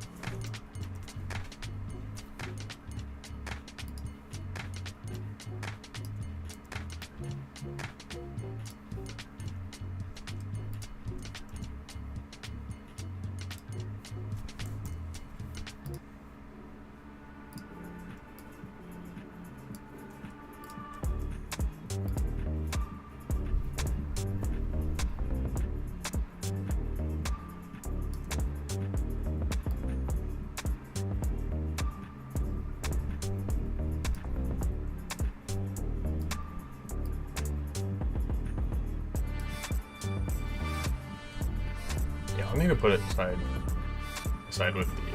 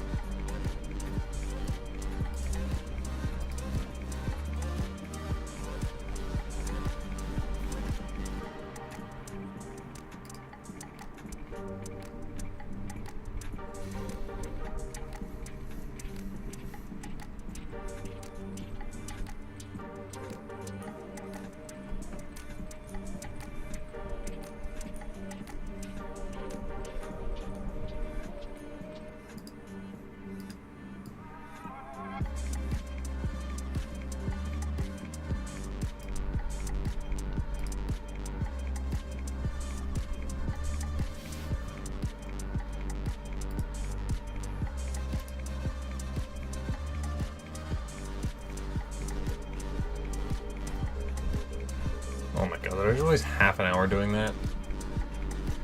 Yeah, there's about a 0% chance I finish this.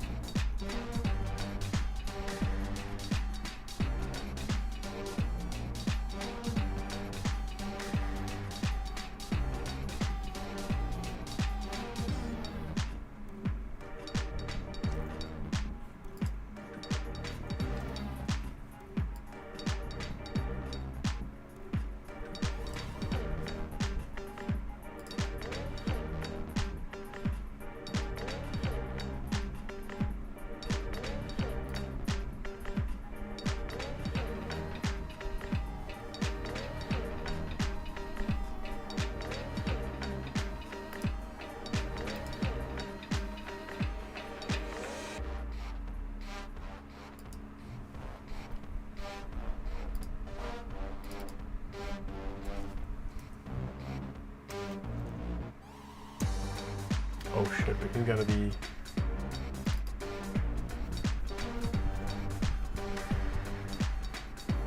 We can shrink it, whatever.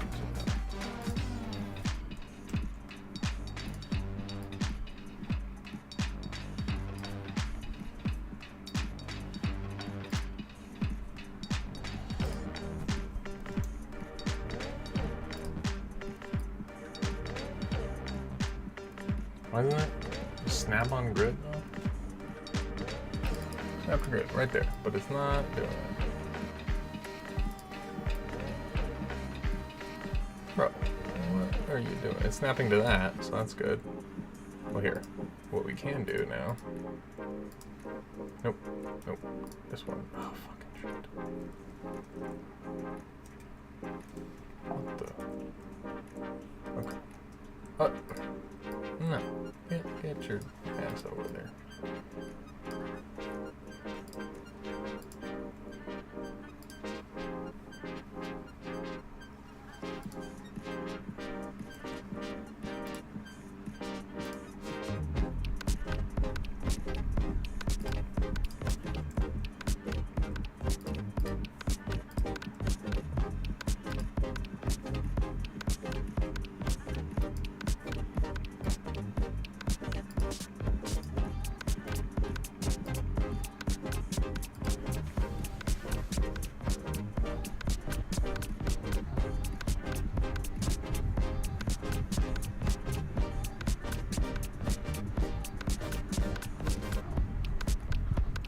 I did want to do animations, but clearly not going to have time.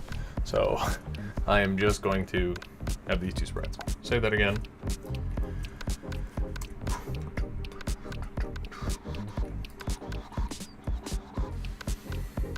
Jesus. And okay, good. I at least started it over here.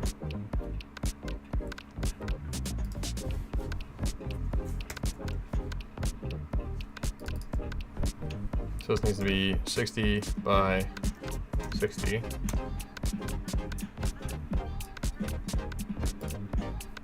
So this needs to be 60 by 60. Okay. So quite a few problems here. One of them being that I had planned to autopilot, so all the weird cracks and crevices got a little better.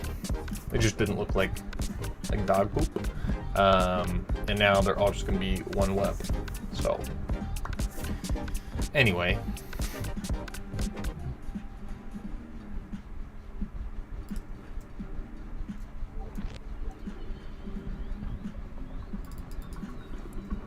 Spider web vector.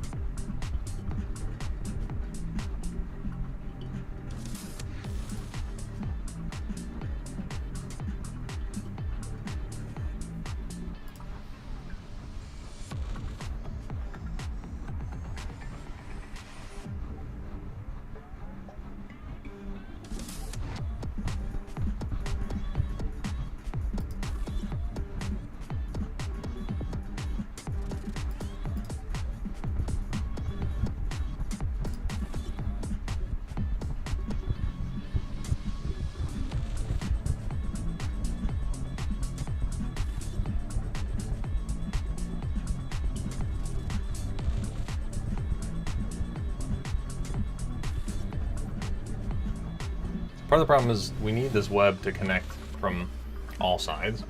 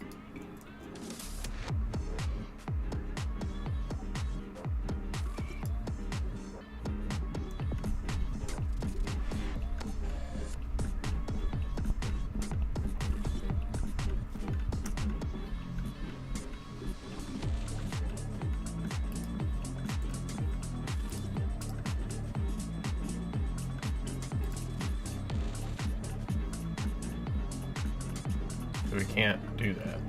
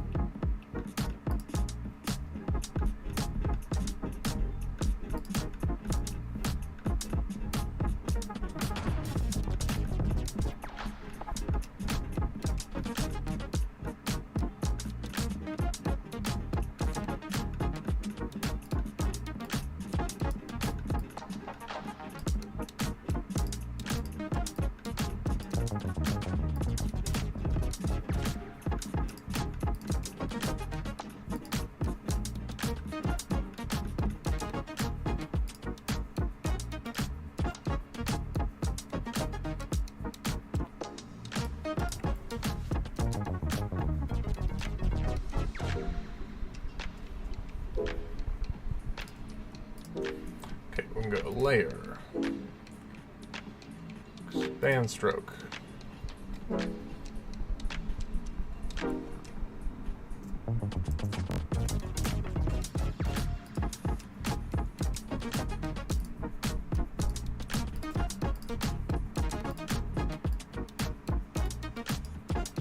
Just in case I want to get the group back. All right, and then now I am actually going to add back And we're going to make this black.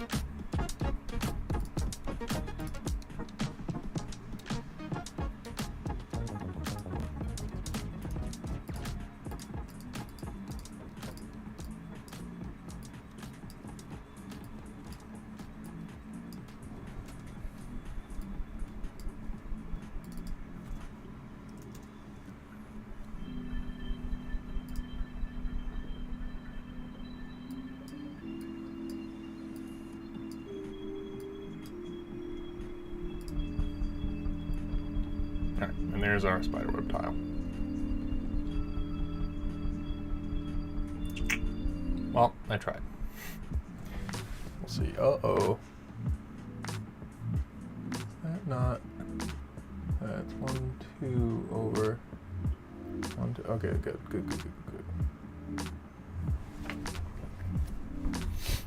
Okay.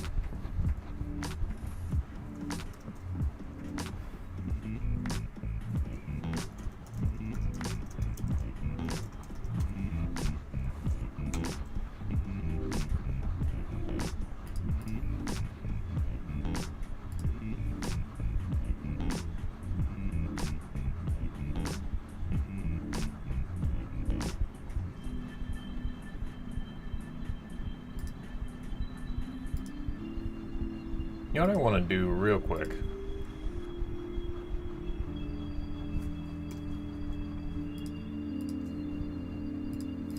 Is make sure I'm not plagiarizing anybody.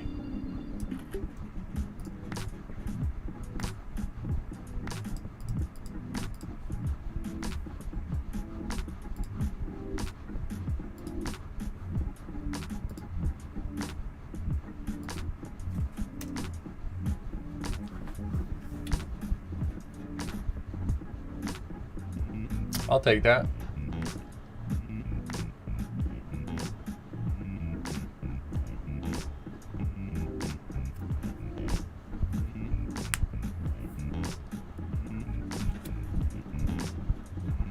It's Ben 10, isn't it?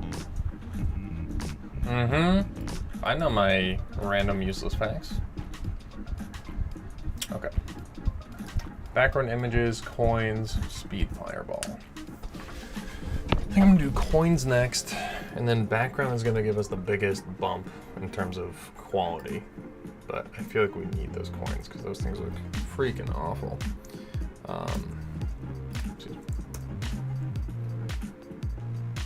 I'll make the coin 60x60 as well.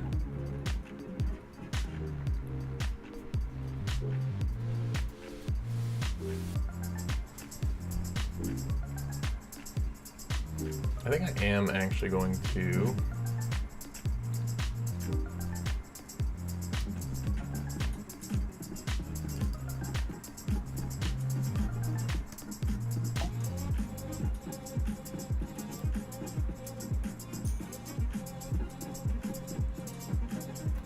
actually, yeah, we don't need to.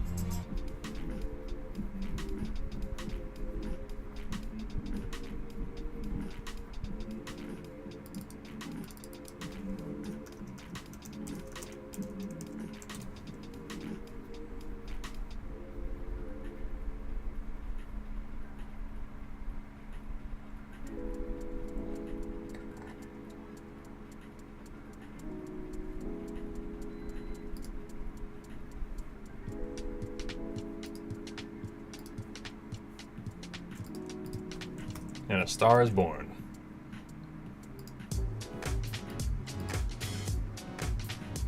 The fuck?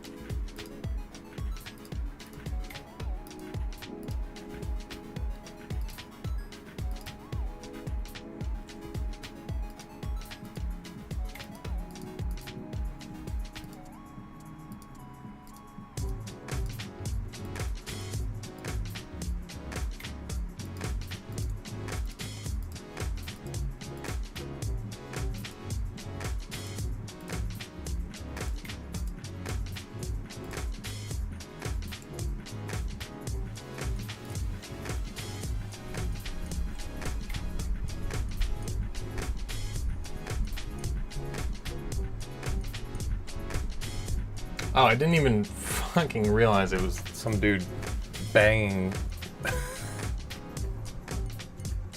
I literally had no idea. Oh, good. Okay. Well, good thing I'm not monetized.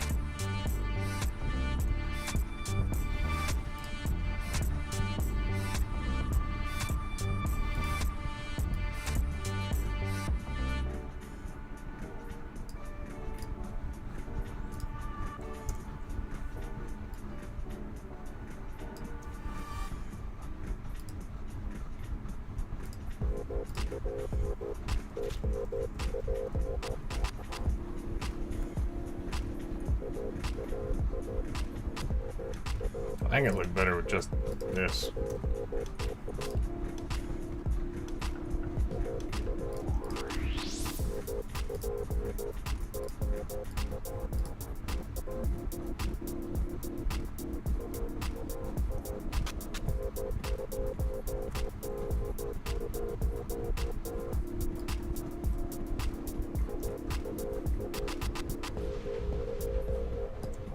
Actually, you know what I did kind of like?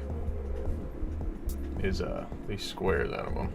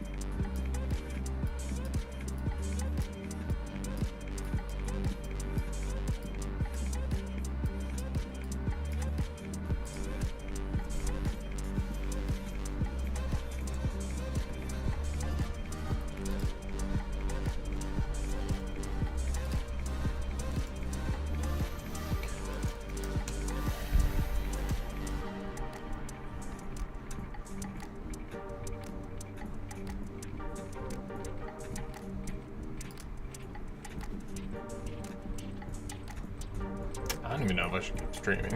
I haven't said a word in like 10 minutes.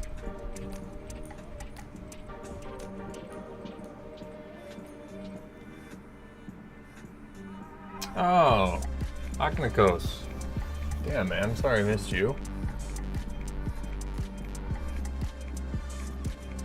Yeah, man, I haven't been here, so it's funny that you haven't dropped by. I haven't done anything for a long time.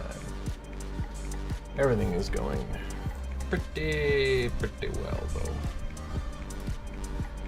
Make coins completed.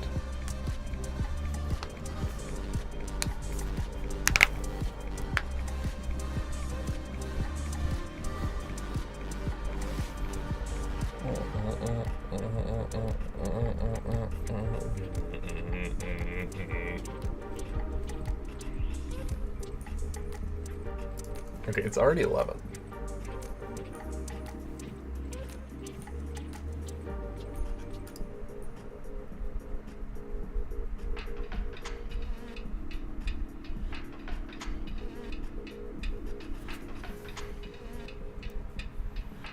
All right, well.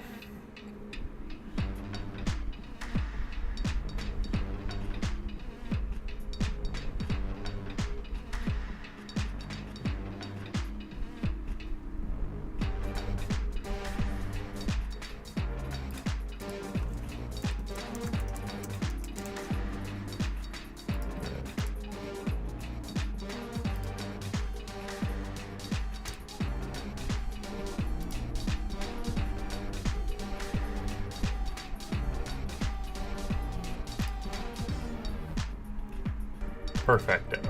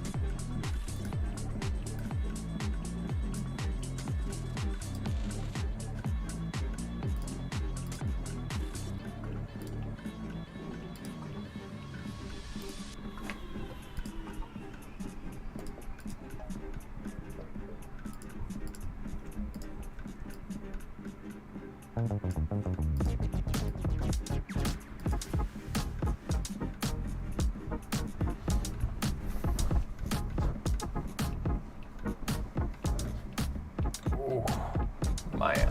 Man, oh man, oh man.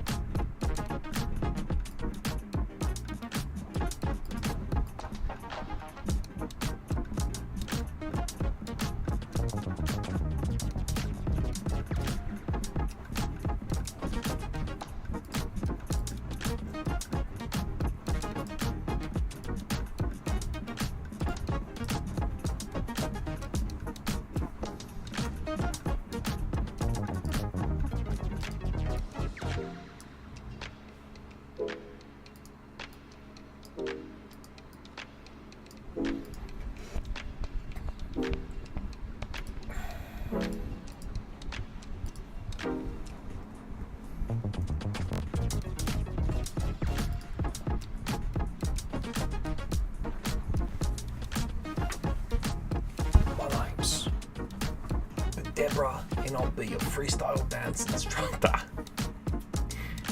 Look at that.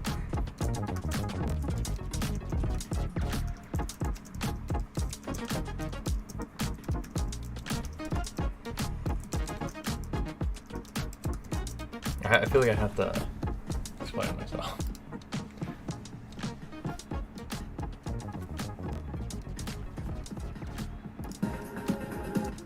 Hi, I'm Renata Bliss, and I'm your freestyle dance teacher.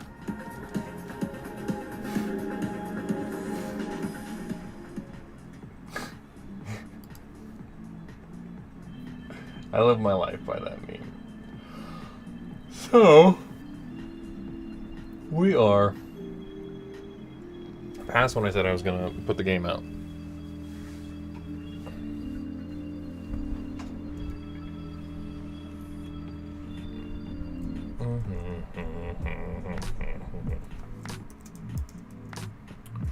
Background. Did I save these big ass files?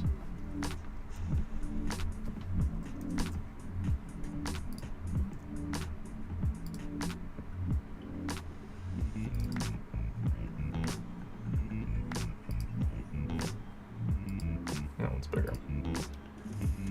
It's that size. Height 540.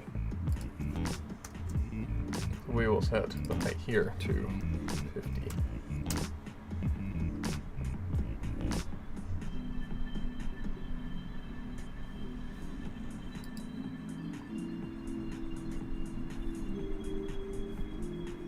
Oh, that's weird.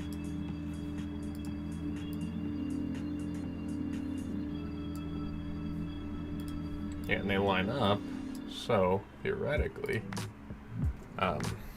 we can just stack them back to back. We can do a lot of flippage and get a lot of different looking stuff.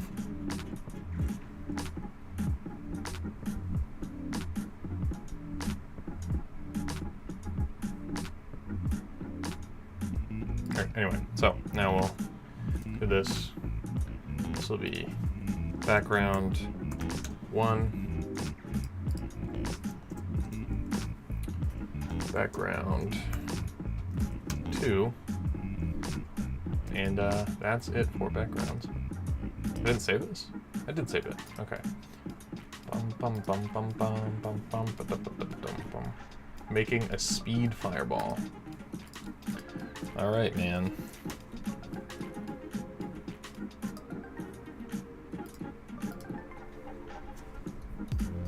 All right, so this is that.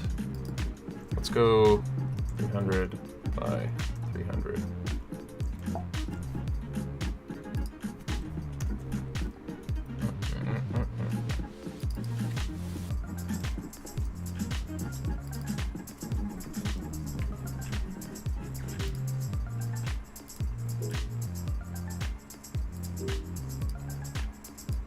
Okay, now I'll lock this.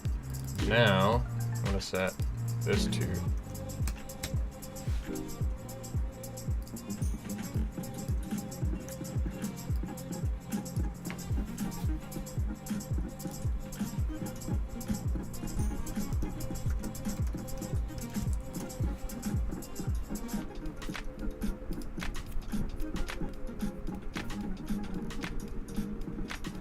sometimes I don't even know why I look up reference images, because, like, that's what I'm gonna draw. You know? Like, wow, that looks fucking so cool. See that in real life. Look at it, I mean, it just looks like a plasma bolt from, like, Halo or something. Ooh. Yeah, this is a cool style. It's really easy to do, obviously, too.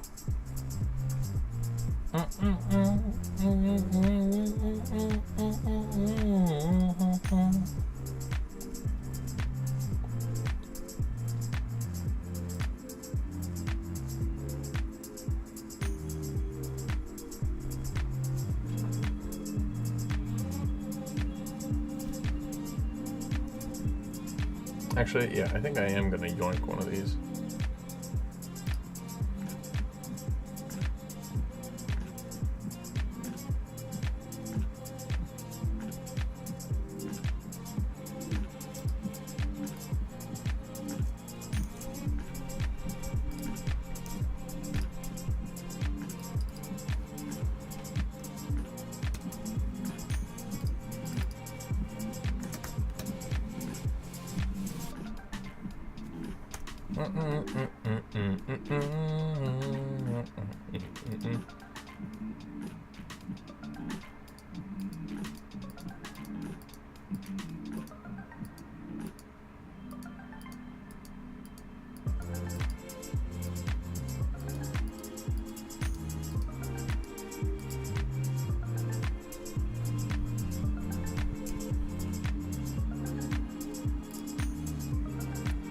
That's all I needed you for.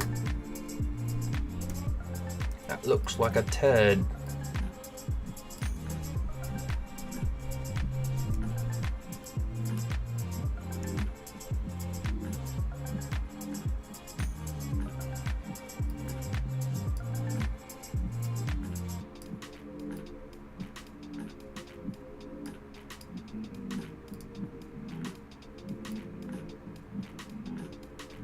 I'm gonna have to turn snap off for a second because that's pissing me off.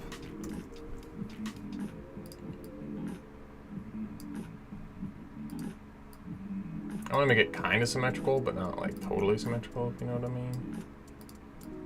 If that makes any sense at all.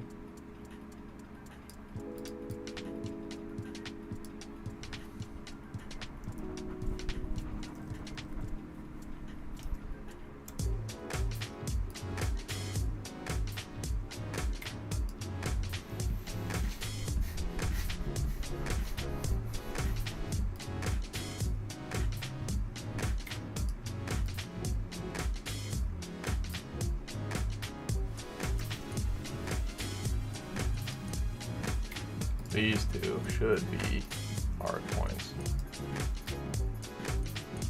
Oh, I turned snap off.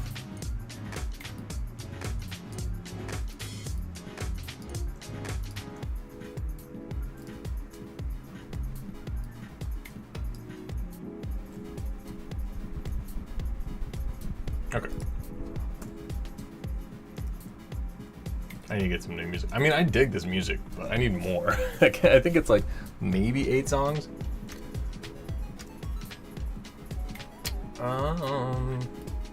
Yeah, that worked.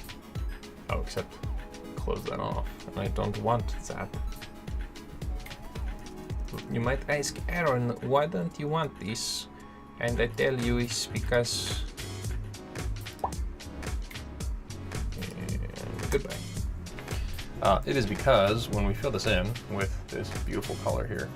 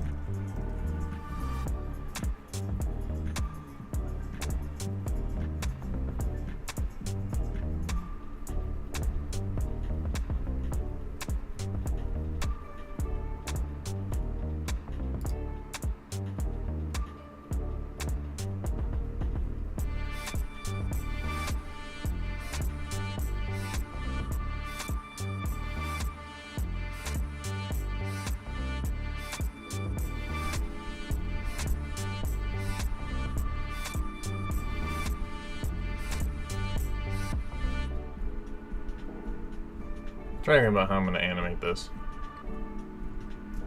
First of all, we can shrink. So it's 95. Let's go set this to 95, and then I'll set this to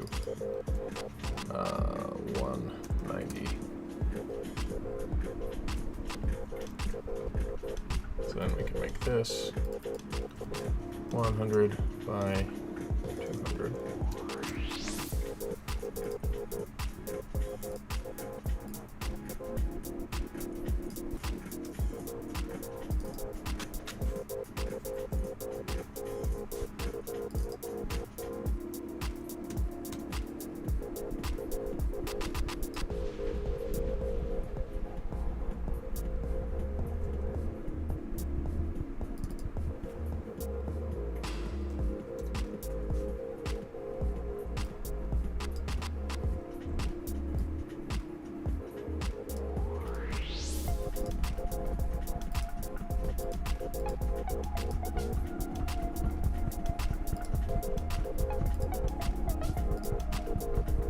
Okay.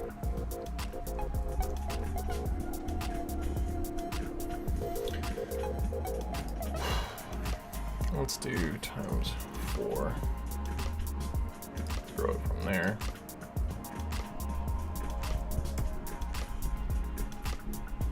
And then we'll go View, Grid, and Access Manager. How big is this thing? With 100.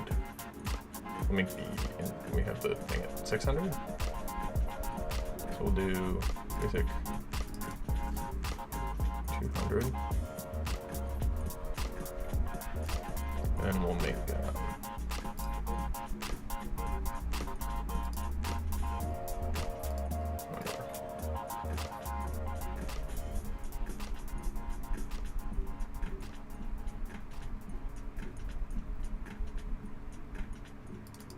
let's make it 250.